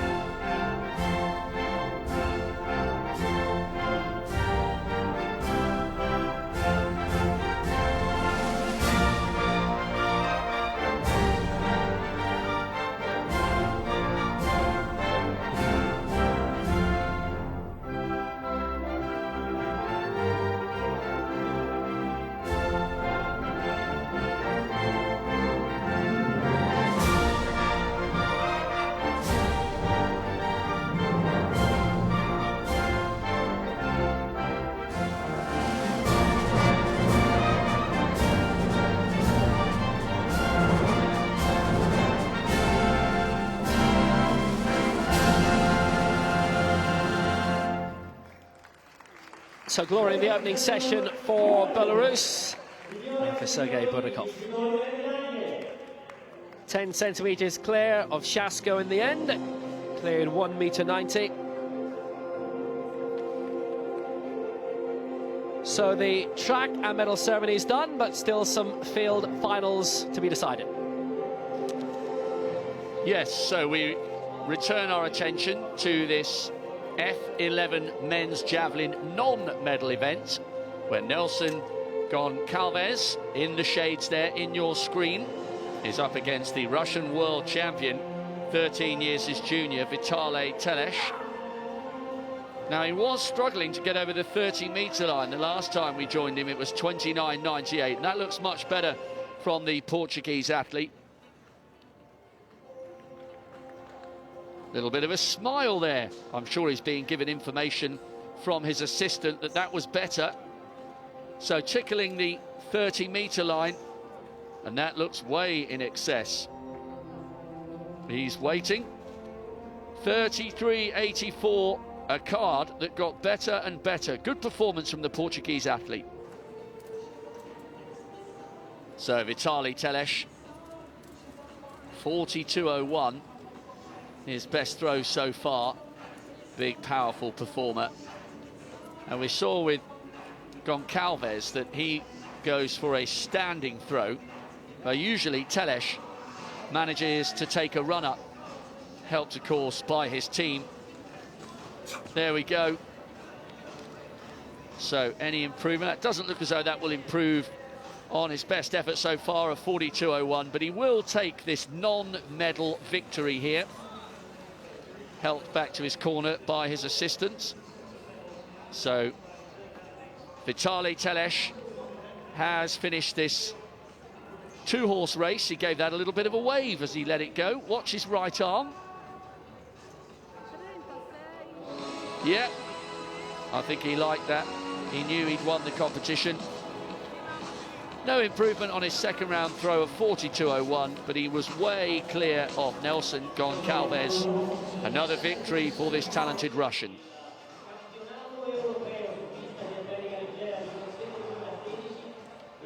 So Vitale Teles took it. Nelson Goncalves did have a season's best in second place. Only two competitors, so no actual gold medal for Teles. It's a non-medal event, and he will presumably produce much more than that come the Rio Paralympics in September.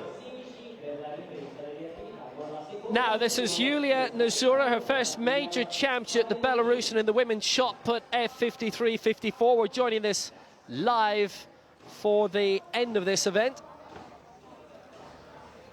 Everybody throwing at once, so all six throwers coming simultaneously. There's one more throw after this, and that's Deirdre Mongan of Ireland, who won a medal, a bronze at the World Championships in Doha last year. Yes. So at the moment, Malia Bogacheva is leading with a second round effort of 7.14, which equates to 938 points, because we have 53 and 54 competing together for one medal. Korokida of Greece, the reigning world champion, she's in second place. She's an F53. She produced 4.27 in the fourth round with 870 points. And Eva Kankanu of the Czech Republic is in third place at the moment with 5 meters 28, which equates to 531 points. But as Will has indicated, Deirdre Mongan has yet to throw, and what a record she's had over the last few years. Will, you'll specifically know her. Fourth in Lyon in 2013, upgraded to bronze in Doha last year, and there'll be plenty of excitement ahead of her throws over in Ireland. It certainly will be. It's an Irish team of 9 this year, quite strong. Herself, Orla Barry, have won throwing medals over the past 3-4 major championships, starting really with London 2012 in the case of Orla Barry. As far as they're concerned, it's a very strong team of 9. There's no Jason Smith, no Michael McKillop here, who obviously have been two of the global stars of the track, even going back to 2008 and Beijing. But really a strong nation in terms of throwing. And Deirdre Mongan, that was her first major championship medal coming last October in Doha, and it's made her, and here she is, one of the medal favourites for Rio in a few months' time.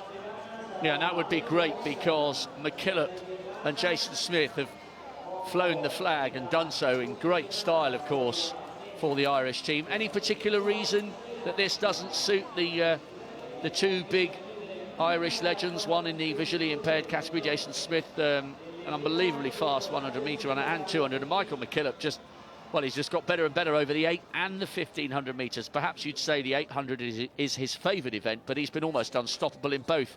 Perhaps this European Championships just doesn't fit in to their final build-up to Rio, to the defence of their titles. And in the case of Jason Smith as well, he also competes on the IAAF circuit and has had an eye on the Olympic Games previously, was looking to qualify for both for London, looking to qualify for both in Rio as well. And there is on the IAAF circuit, the European Athletics Championships next month in Amsterdam, in which there's a prospect. We might also be seeing him in that as well. He's also competing in the Cork City Sports at the end of the month in the 100 metres, and that's also in the IAAF and the EAA circuit. It would have been fantastic to see him here, but I'm just trying to recall if he actually ran in Swansea. I don't think he ran in the previous European Championships in 2012. So he is one of these athletes that in a Paralympic year doesn't necessarily also compete in the Continental Championships. But of course, they take that on a year-by-year basis. Yeah, and you can understand that. And you look at some of the great Dutch competitors who aren't here. You know, Marlou van Rijn, the so-called, the nicknamed Blade Babe, she's not competing here. Yeah, the Dutch deciding not to be here, Kenny van Weegel. And of course, no Marcel Hoog either, which brings a rather different dynamic to the distance races in the men's T54 wheelchair category. Dave Weir will be hoping to lay down a wonderful platform ahead of his quest for another hatful of medals and hopefully gold from his perspective come Rio. But there are some notable absentees, but there are some great athletes here who have got a great opportunity, and certainly Deirdre Mongan has a chance. And I guess the fact that she's the last athlete to throw means she's left in absolutely no doubt as to what she has to do here to get in amongst the mix. She's competing, we should just reiterate, this is a T53 and 54 category, so as Will has indicated with that fabulous women's long jump competition, this is decided on a points system rather than the specific distance that each athlete manages to produce. So Bogacheva has 938 points, she leads. Korokida has 870, and it requires a throw that produces better than 531 points to get Deirdre Mongan the bronze here,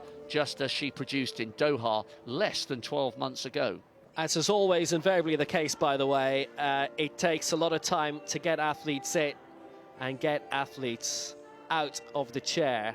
And actually, I remember the very first Paralympic event I commentated on was for Irish television, London 2012. Very first session, very first day of the athletics, and the decision was made, we'll just show the whole thing, show the entire session. There'll be, chance of Irish medals and so on. The first track event was about 10 minutes after the first field event. The first field event was a throwing event, and obviously it was something like this. So we commentated on 5 minutes of the first athlete being put in and strapped in and so on. First Paralympic event I'd ever commentated on. I would think, well, the rest of the Paralympics won't be like this. But obviously, this is an important juncture, and this is very important to see. They have to get the chair right. Yeah, and actually, it's just part of what goes on, and these athletes train very, very hard, and they deserve the equipment to be absolutely as they want it, ready for their efforts to get in amongst the world or Paralympic, or in this case, the European medal-winning performances. So, Deirdre Mongan has waited a very, very long time for her turn to throw. And she's left in no doubt as to what she has to do here to get in amongst the medals. She is a T, or an F rather, for field events. She is an F53 performer. 38 years of age, so success has come late in her career. She's competed at global level the past 4 or 5 years. She's based in Dublin now. She's from Galway, County Galway, from Milltown. Generally, they get a couple of practice throws as well, which we will see. Because this is the only event left on, we get to see all of this. We don't normally, obviously. Now, Demetria Korokida of Greece is the only other F53 athlete in this. She threw 4 meters 27. 870 points. That has her in second place. Anything further than that, then Deirdre Mongan goes into the silver medal position. A bit further, and she's looking at Maria Bogacheva. Different category. 938 points, 7 meters 14 for a championship record. Well, actually, when you look at how far behind Eva Kakanu is in third place, this is a great opportunity. Kakanu through 5:28. And she has, in fact, been passed in the bronze medal position by Yulia Nezura, who is an F54. But the huge gap between second and third means that this is a great opportunity for Deirdre Mongan to get in amongst the medals. Nezura is an F54. She threw 5:49, but the important thing here is the points, not the distance. It's 588 now to beat for the Irish woman to replicate her medal-winning performance from Doha last year. And then a huge jump up to 870 points to deny Korakida the silver medal. So Deirdre Mongan, generally you are allowed a few practice throws. You can tell which ones are the practice throws because you don't have the markers running across with their spikes. Generally it's 2, and then the serious work can begin. But there hasn't been a championship in many years where there hasn't been an Irish medal. Actually, one of the gold medalists from Sydney lives in the same small town as I do. Gabriel, I think he won in the boccia. He owes you a pint for that mention. This is a great opportunity for the Irish woman. So, here we go then.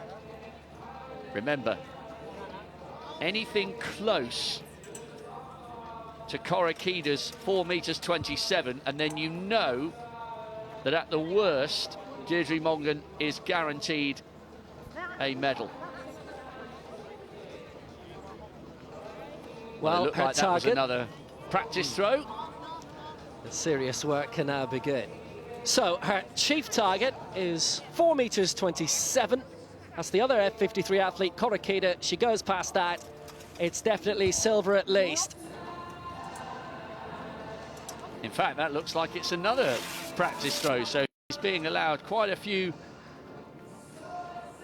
rhythm inducers here just to get herself ready. And surely now, after 3 practice throws, this will be the start of her competition for real, and it looks as though one of her assistants there is making sure she's properly strapped into the chair. As you can see, the left hand holds the pole just to make sure they've got that position of solidity. Okay, she says, right, now we are ready for the competition. So as Will said, anything around or close to 4:27 will produce a medal for Ireland's Deirdre Mongan. There is a huge gap down from silver to bronze. Could probably say anything over 350 would get her a bronze medal.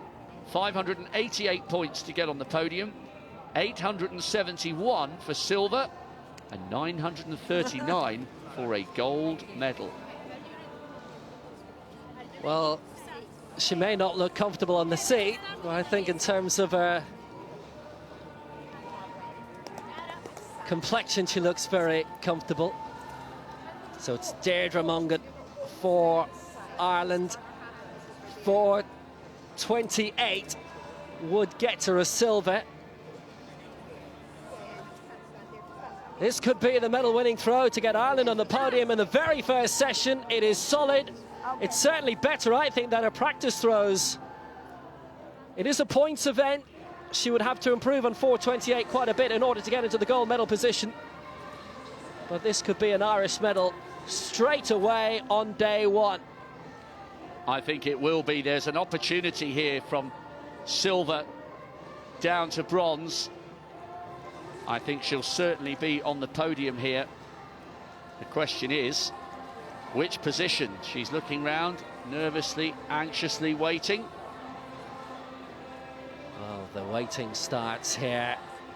Is she on the podium? And what is the starting colour? Yeah, it's okay. Taking a long time for this measurement to come up here. 588 points is the athlete in third place, Julia Nazura. She's an F54. So as we've been saying a couple of times, anything close to 4 meters will almost certainly result in at least a bronze medal. Deirdre is still waiting.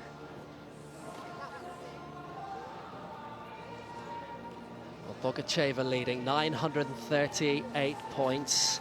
And Deirdre Mongan throws 4 meters 10, and it is a bronze. Ireland are on the medals table. It's a bronze at least, 4 meters 10, 819 points. She'll start with a bronze and can improve from there. Yes, she needs another 18 centimeters to move into the silver medal position. She has, at the very least, replicated her bronze medal from the World Championships last year. No, a little bit uncomfortable there. Just making sure that she is fully strapped in and poised and ready. The bronze medalist from Doha from the World Championships is guaranteed at least to be a European bronze medalist here in Grosseto. Can she find those 18 centimetres to turn bronze into silver? Ooh, so hard to tell from up here in the box because 18 centimetres is such a small margin in one regard, but so difficult if you're sitting in that chair. Again, it's close to 4 meters 10, but only needs to be not even 20 centimeters beyond that to get into the silver medal position. And we know that quite conveniently because Korakida, ahead of her for Greece in second, is also an F53. So in this battle for silver, it does come down to distance instead of points. Yeah, perfect. Yeah, Korakida is also an F50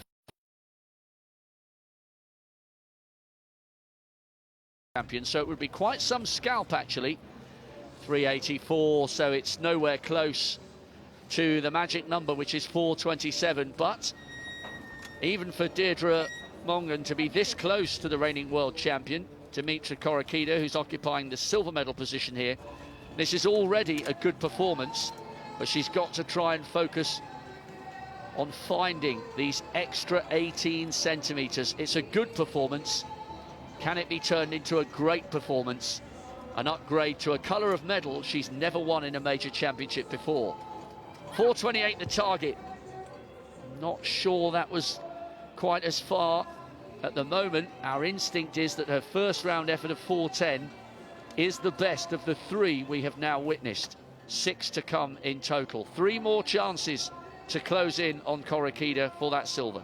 It's not unusual in an event like this for the first throw to be the best one, but the other 4 competitors in this have all managed to improve with their second throw, which didn't happen with Deirdre, but maybe, just maybe. Again, I looked around the same mark, around 4 meters, a few centimeters either way. Her lifetime best is a bit beyond that. That is her best throw of the day. It's 4 meters 14. She's 13 centimeters and a matter of 38 points short as she reaches halfway. Now, she could take a break here if she wanted between the first half of the throws and the second, but she's not done that. She feels maybe she can get a good rhythm going here. That again looks maybe a slight improvement, Rob. It's so close, isn't it? It is literally coming down to centimetres. She has edged closer. Another 14 centimetres will bring Deirdre Mongan the silver medal. Just a light smattering of rain coming over the stadium now. It's nothing like the deluge that swamped us on Thursday evening, and hopefully it will just be a little bit of spittle and it will pass over this afternoon before what promises to be a cracking evening session. But it is still beginning to rain, and that might be one of the reasons why she decided to not break between the throws. 4:23, Will. She's getting closer. Deirdre Mongan is only 4 centimeters away now. 4:23, by far her best throw of the day. Korakida on 4:27. If Mongan were to hit 4:27, by the way, Korakida would still say second on count back with a superior second longest throw. But Mongan is getting there and she knows it. 4:23 her best so far. They're all peppering around the 4 meters plus mark. She's got the bronze, she knows that. She knows she's on the podium again, but can she change the colour? Well, she needs 4:28 because Korokida had a 4:27 and a 4:26. But out of the 4 throws so far, Mongen has gone 4:10, 4:14 and 4:23. She is edging tantalisingly close to a silver medal. She needs another 5 centimetres. She needs 4:28 for the silver. And remember, Korokida's throws are all gone. So 4:28 and she's guaranteed the silver. She looks calm, but I'm sure the pulse must be racing. No, 3:96 in that 5th round, so it is at the moment still a bronze. She needs 5 centimetres here for the silver medal. Last chance. Deirdre Mongen is a European Championship medalist, but will it be bronze or will it be silver? 5 centimetres for the silver medal here in Grosseto. Come on! Not sure that's going to be good enough. It's a great effort. If she has come up short, she's only done so by 5 centimetres. She's guaranteed to be going home with another major championship medal alongside her bronze from Doha. But you suspect by the body language she knows that is once again going to be a bronze medal rather than a silver. It's another great platform for Deirdre heading into Rio. Just watching on the scoreboard, it's the very last piece of action. 3:87, it is the bronze for Deirdre Mongen rather than the silver, but overall that's still a great performance. She came tantalisingly close to the runners-up spot, but just as she did in Doha less than 12 months ago, she finishes her competition on the podium, and that surely will give her great confidence heading towards Rio in September. And that's the very last action of the morning. Bogacheva is the European champion, Korokida the silver, and Deirdre Mongen takes the bronze. That wraps up our morning action here in Grosseto, and what an evening still to come. Yeah, championship record for Bogacheva there. Mongen starting off with a bronze with her first throw, almost improved to the silver, but bronze it is. So the medal standings at the end of the opening session. 3 gold medals already for Poland.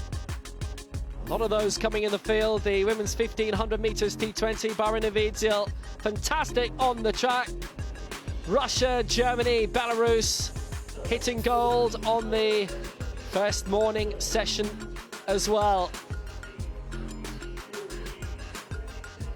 Lots more to come in the afternoon session, and that will get underway. By the way, the women's shot put results not ratified yet, so they're not in the system yet, but they will all emerge later. So we're back. 1600, 4 p.m. Central European Time, 3 p.m. UK and Ireland. More action on Grosseto 2016, the IPC Athletics European Championships.